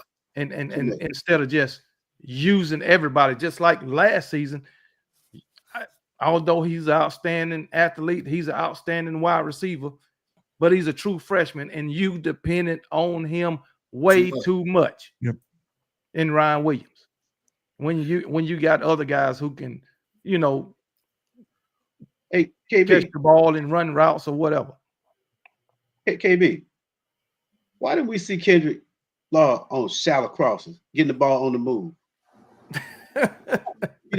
I mean, I watched hours of film last year. We didn't see that too much. In my thing, you know, Miro ain't gonna have that much time in the pockets. Where is the quick routes, the quick passes? Where are them at? I just don't understand it. KB, I watched hours of film, and watch it. I had a stopwatch on, and I'm looking at how much time we consistently had to throw the football. We didn't. I mean, typically it was about 2.4 seconds, before somebody, even sometimes less than that, before somebody was on the quarterback. Right. Rarely we have 2.5. So you cannot run a deep over or a drive concept, or you're trying to hit the deep dig. That's going to take about, we had none of that. And not to mention, we didn't have a running game to slow the pass rush down, or we didn't run Washington's offense with the pin and pull stuff to slow the pass rush down. We didn't do that so you can get the play action going. We never did any of that to slow the pass rush down. I watched hours of film. I'm gonna tell you, any quarterback with time to throw gonna look good. Any quarterback that doesn't is gonna look inconsistent and gonna throw interceptions, gonna turn the ball over. Yep. Yeah. And that's what I say about the offensive line. If the offensive line break down, if it's mediocre, ain't nothing gonna work. Nothing. Yep. That's what I've been saying, KB, from the time, we started talking about this upcoming season. My X factor on other shows, that's about the X factor. My X factor is the O-line. I don't care about nobody else on the offense but the O-line. If the O-line is solid, Bama's going to put points on the board. Yards going to be there. The players going to be there. Things will be successful. But what, KB, that last statement that you made, brother, but if there's a breakdown in that O-line, nothing's going to work. Nothing will work. Just being honest. Nothing will work. So, which leads me to the number 2 team, Clemson. Ooh. I'm going to start with B Sharp.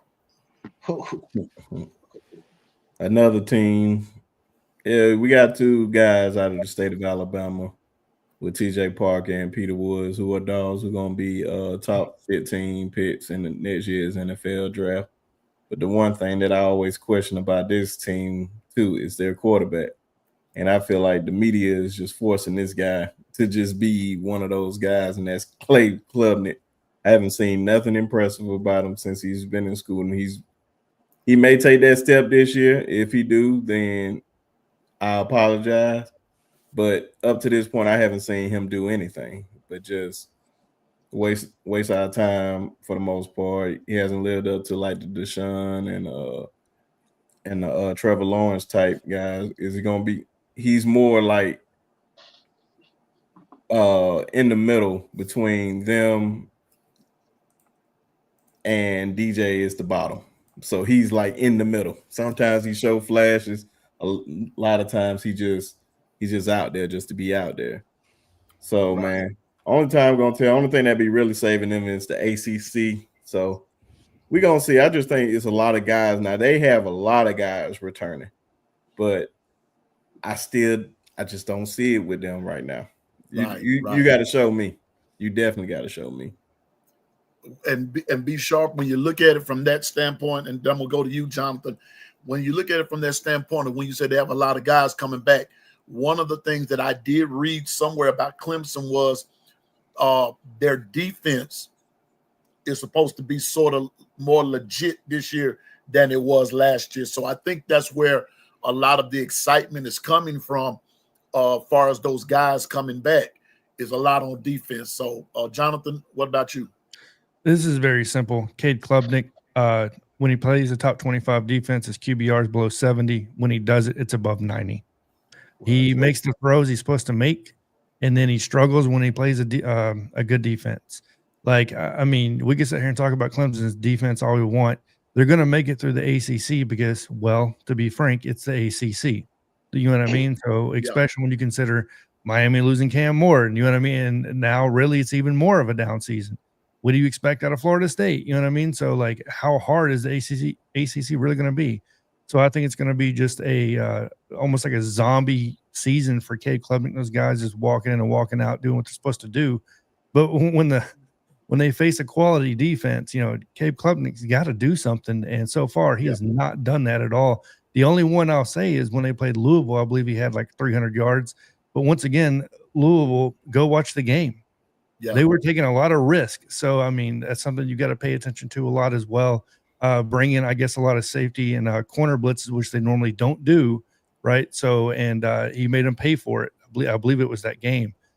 But either way, you got to win the games that you're not supposed to win, or just play above your potential sometimes. And so far, he has not done that for me. I got you. KB? I'll say the same thing about Clemson as I said about BYU. They BYU in the Big 12, Clemson in the ACC. 2 average conferences to me. You put them up against the SEC Big Ten, the best schools in the Big Ten and the SEC, they won't win. Cade Klubnik, he don't impress me at all. At all. So, I mean, shit, I'm it's a lot of quarterbacks out there a whole lot better than Cade Klubnik. And as of right now, he's supposed to be the number one quarterback coming back. So him and Nussmeier. And a lot of it is going to depend on situation and circumstance about how good they'll be.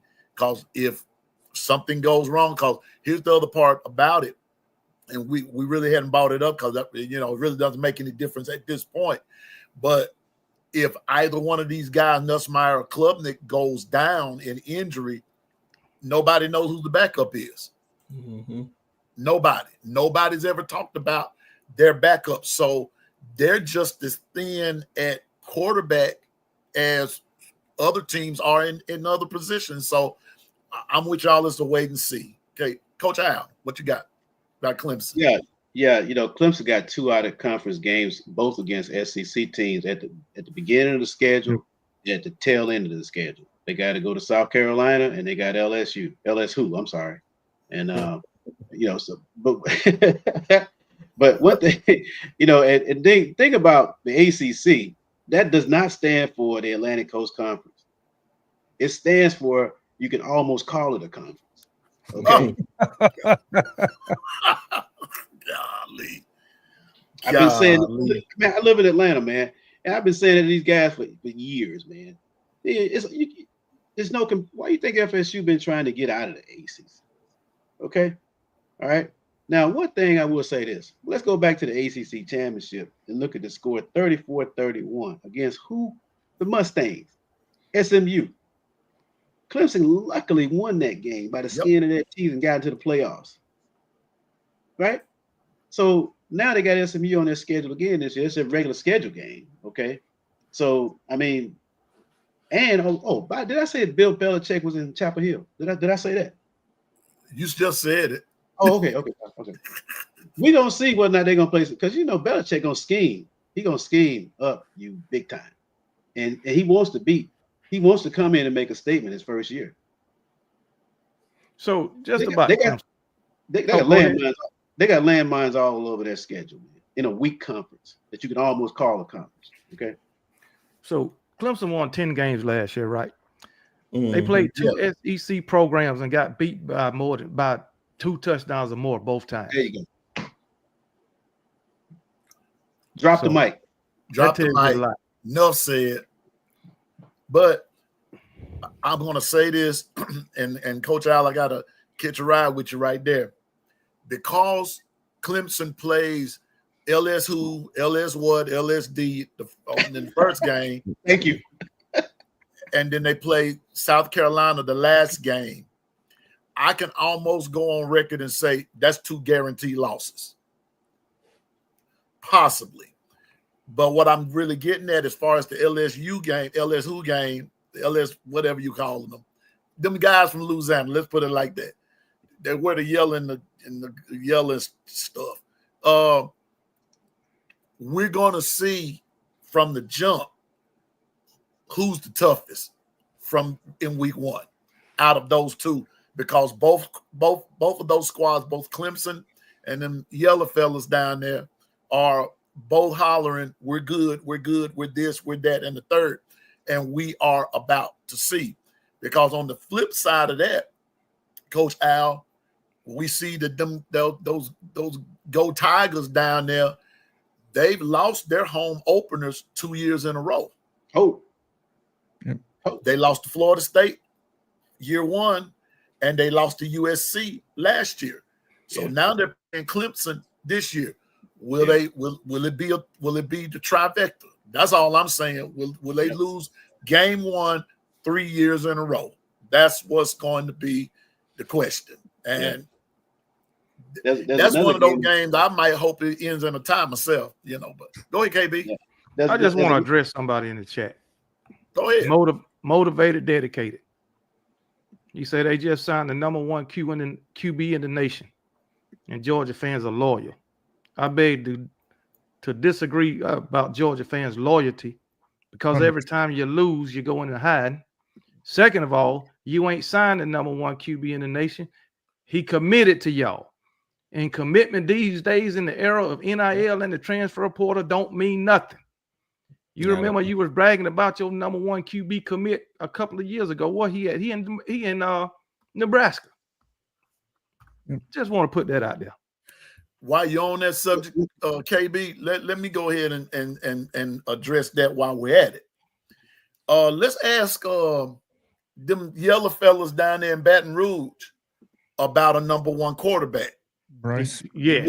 What did he do? He had Michigan. He took the money and went to Michigan.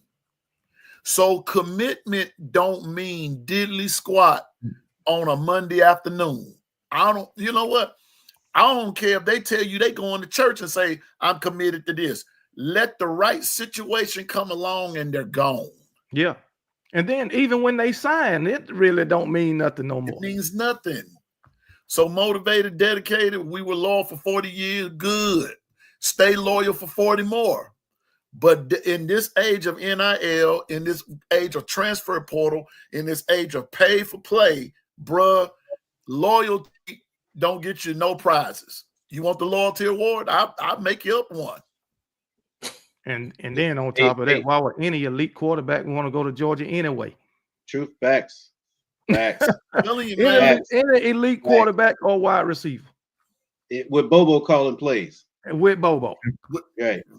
Hey, look at Panama. I'm gonna tell you something. You know, living over here, like I said, in ACC country, behind enemy lines, whatever you want to call it. Clemson always struggles with Chestnut Hill, Boston College. Okay. And, you know, a good friend of mine, he's a defensive coordinator. We coach together. He's a defensive coordinator up there at BC.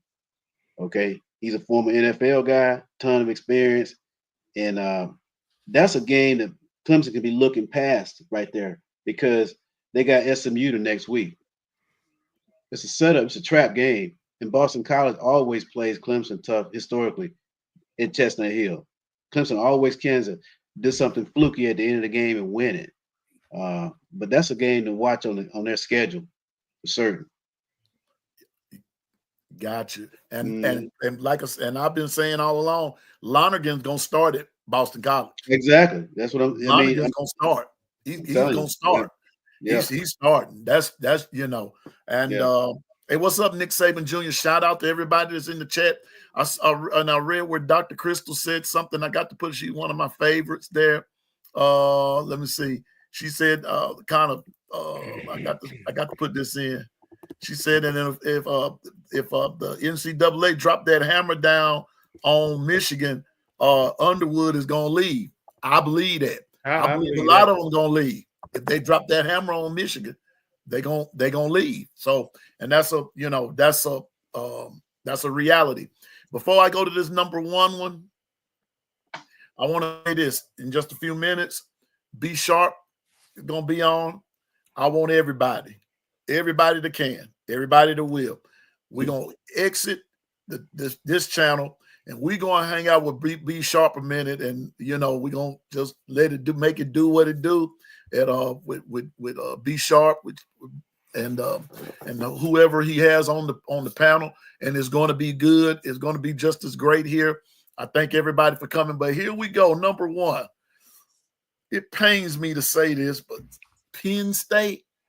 Okay, B Sharp, I'm going to start with you because we're getting close to that time. I'm going to let you start first. Penn State. That's my point right there. What is the point of this? Like what that I promise you, I purposely did not look at this list to see who was going to be number one. And you telling me I waited all this time to hear Penn State? Man, if anybody trusts Drew Adler, and I think every football analyst that has Drew Adler being a top 5 player in this next year's coming NFL draft needs to be fired from their job, because I don't know what they see in Drew Adler unless he just gonna drink Michael Jordan's secret stuff and turn into somebody. I just don't see it. And you talk about who doesn't win the big game. Coach Franklin does not win the big games at all. And I mean, literally does not win the big game. I was surprised he made it as far as he did. One game away from the national championship game. So, man, whoever made this list needs to be fired because this Penn State. Like, who really has been talking about Penn State through this spring port? Man, stop. Be sharp. Wait a minute. Whoever, and remember now, this is something that came from ESPN. I know. They must be really done fell on hard times up there for Penn State to be coming out of the spring as the number one team. Man, go ahead, Jonathan. Joe Paterno must rose from his grave or something because I don't see it. Joe Paterno done rose from the dead and asking, what y'all thinking about? Really? Us? Go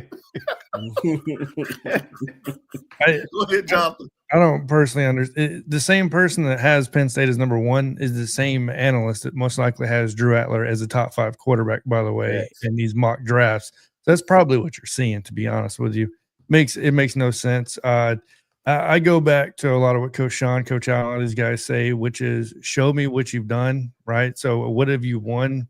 You know what I mean? So what does it look like? James Franklin is a good coach. I take nothing away from him. But when you're going to sit there and put him as a preseason number one, has he won the Big Ten? Has he won a national championship? What has he won to put him in the position to all of a sudden go to a preseason number one? Is the recruiting class been a top 3?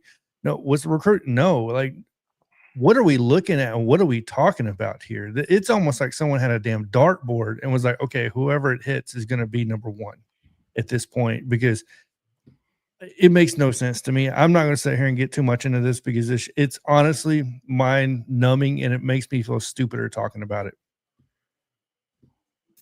I got to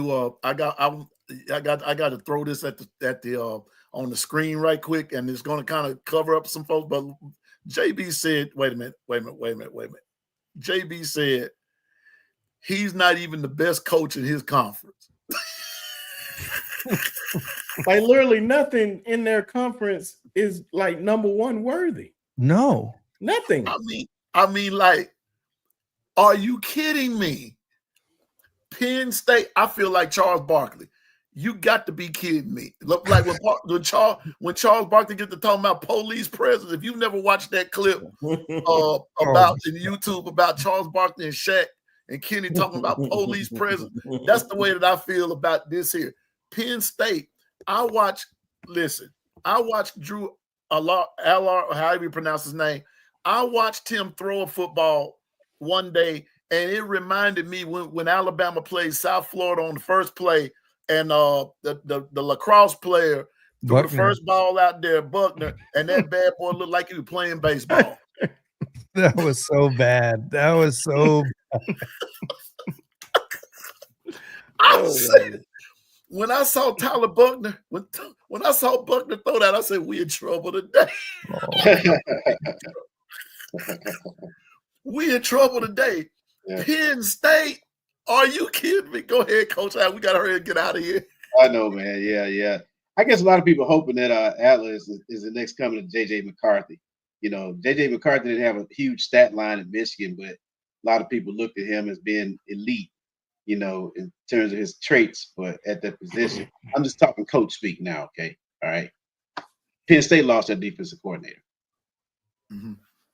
All right. That was their bread and butter last year, defense. They lost their head guy. So the whole 4 C's of success, the continuity piece, that's out the window. Right? The chemistry piece, that's out the window. And you say you're the number one team in the league, in the nation. The number one team in the nation plays defense. Period, point blank, full stop. And if they don't play defense at the level they played last year, forget it. I'm with you, John. I don't know why we even talking about Penn State. Okay, I love Coach. He's a good one up there at PSU, but he's not championship caliber. Sorry. He's not. Penn State, I don't like him no way. Coach, before I get started, do you think Penn State got Ohio State's defense coordinator? Yeah, they got Knowles. He came over. He came over. Okay, gotcha. Okay, all right. So you think Knowles can do what he did at Penn State that he did at Ohio State? If he comes in and changes his scheme, it's going to be some problems. I I mean, a good coach can always take yours and be his and his and beat yours. That's if he got the keys to the car, right? So I like the guy Knowles is the guy, right? Knowles, right? We're talking about Yeah, Knowles. Jim Knowles.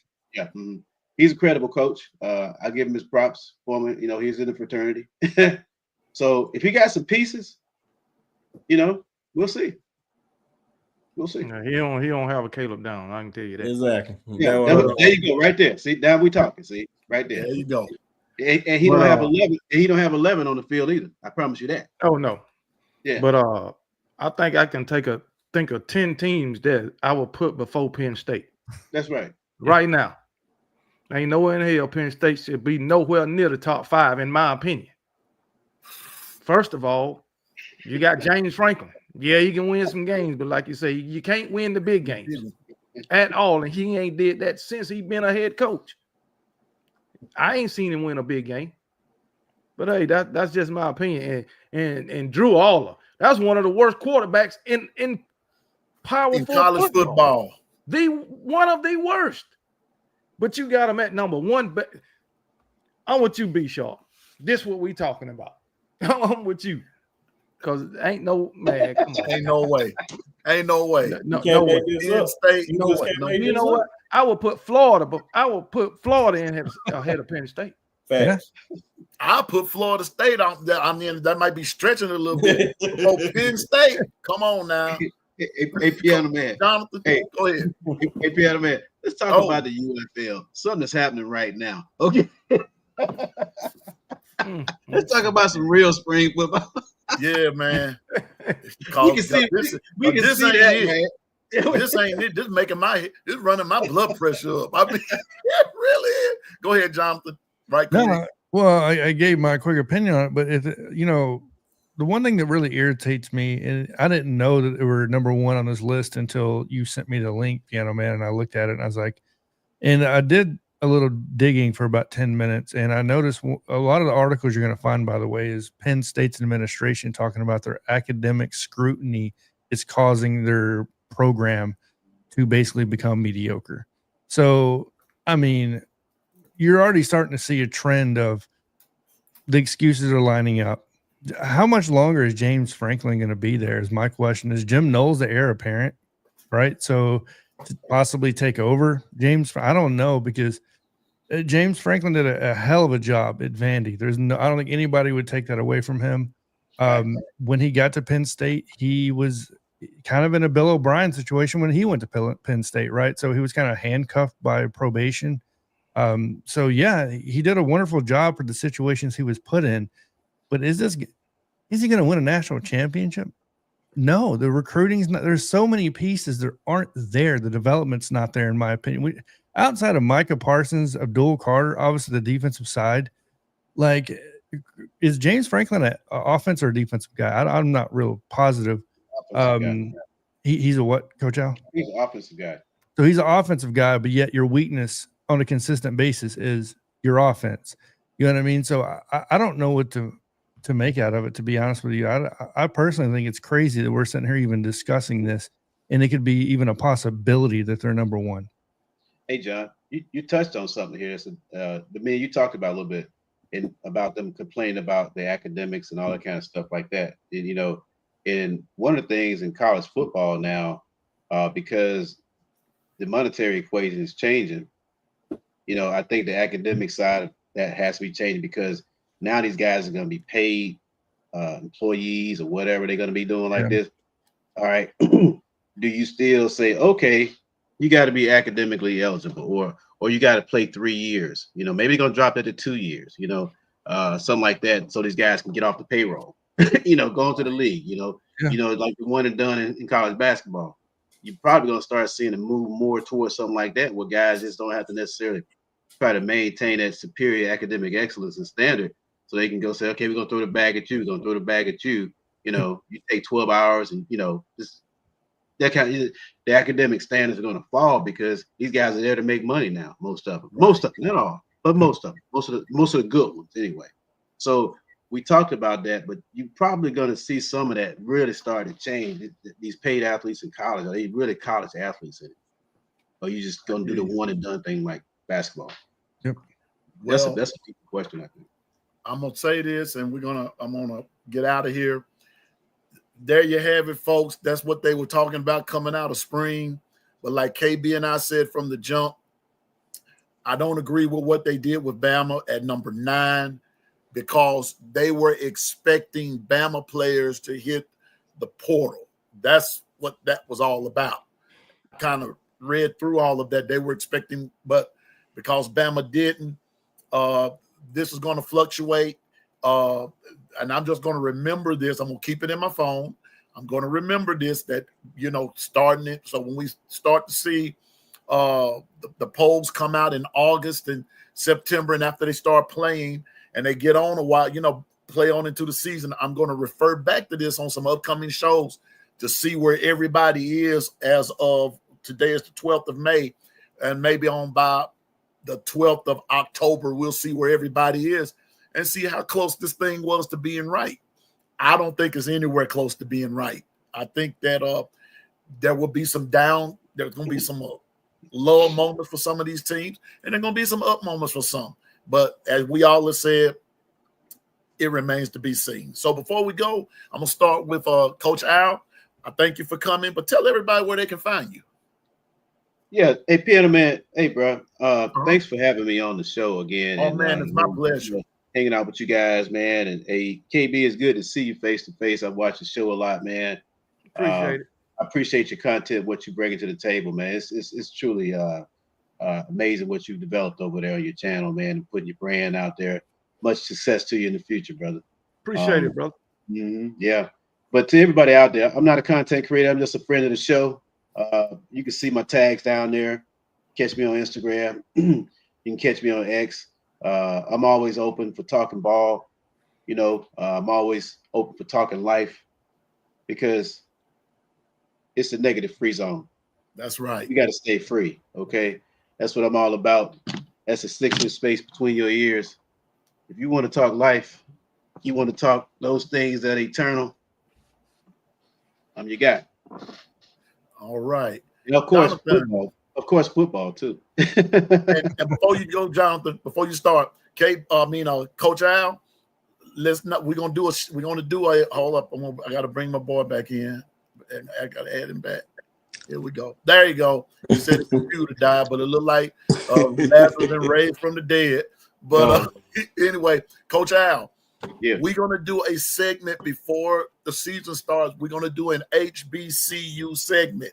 And I'm going to be featuring Jackson State, okay? All right. So I'm going to need you here, bro. I'm going to need you here. So I just want you to know. Yeah. And they are coming to my town, Hattiesburg, Mississippi, to play USM. Yours truly, with the Lord willing, I plan on being there. It's going to be a sellout. In all my glory. It's going to be a sellout. Go ahead, Jonathan.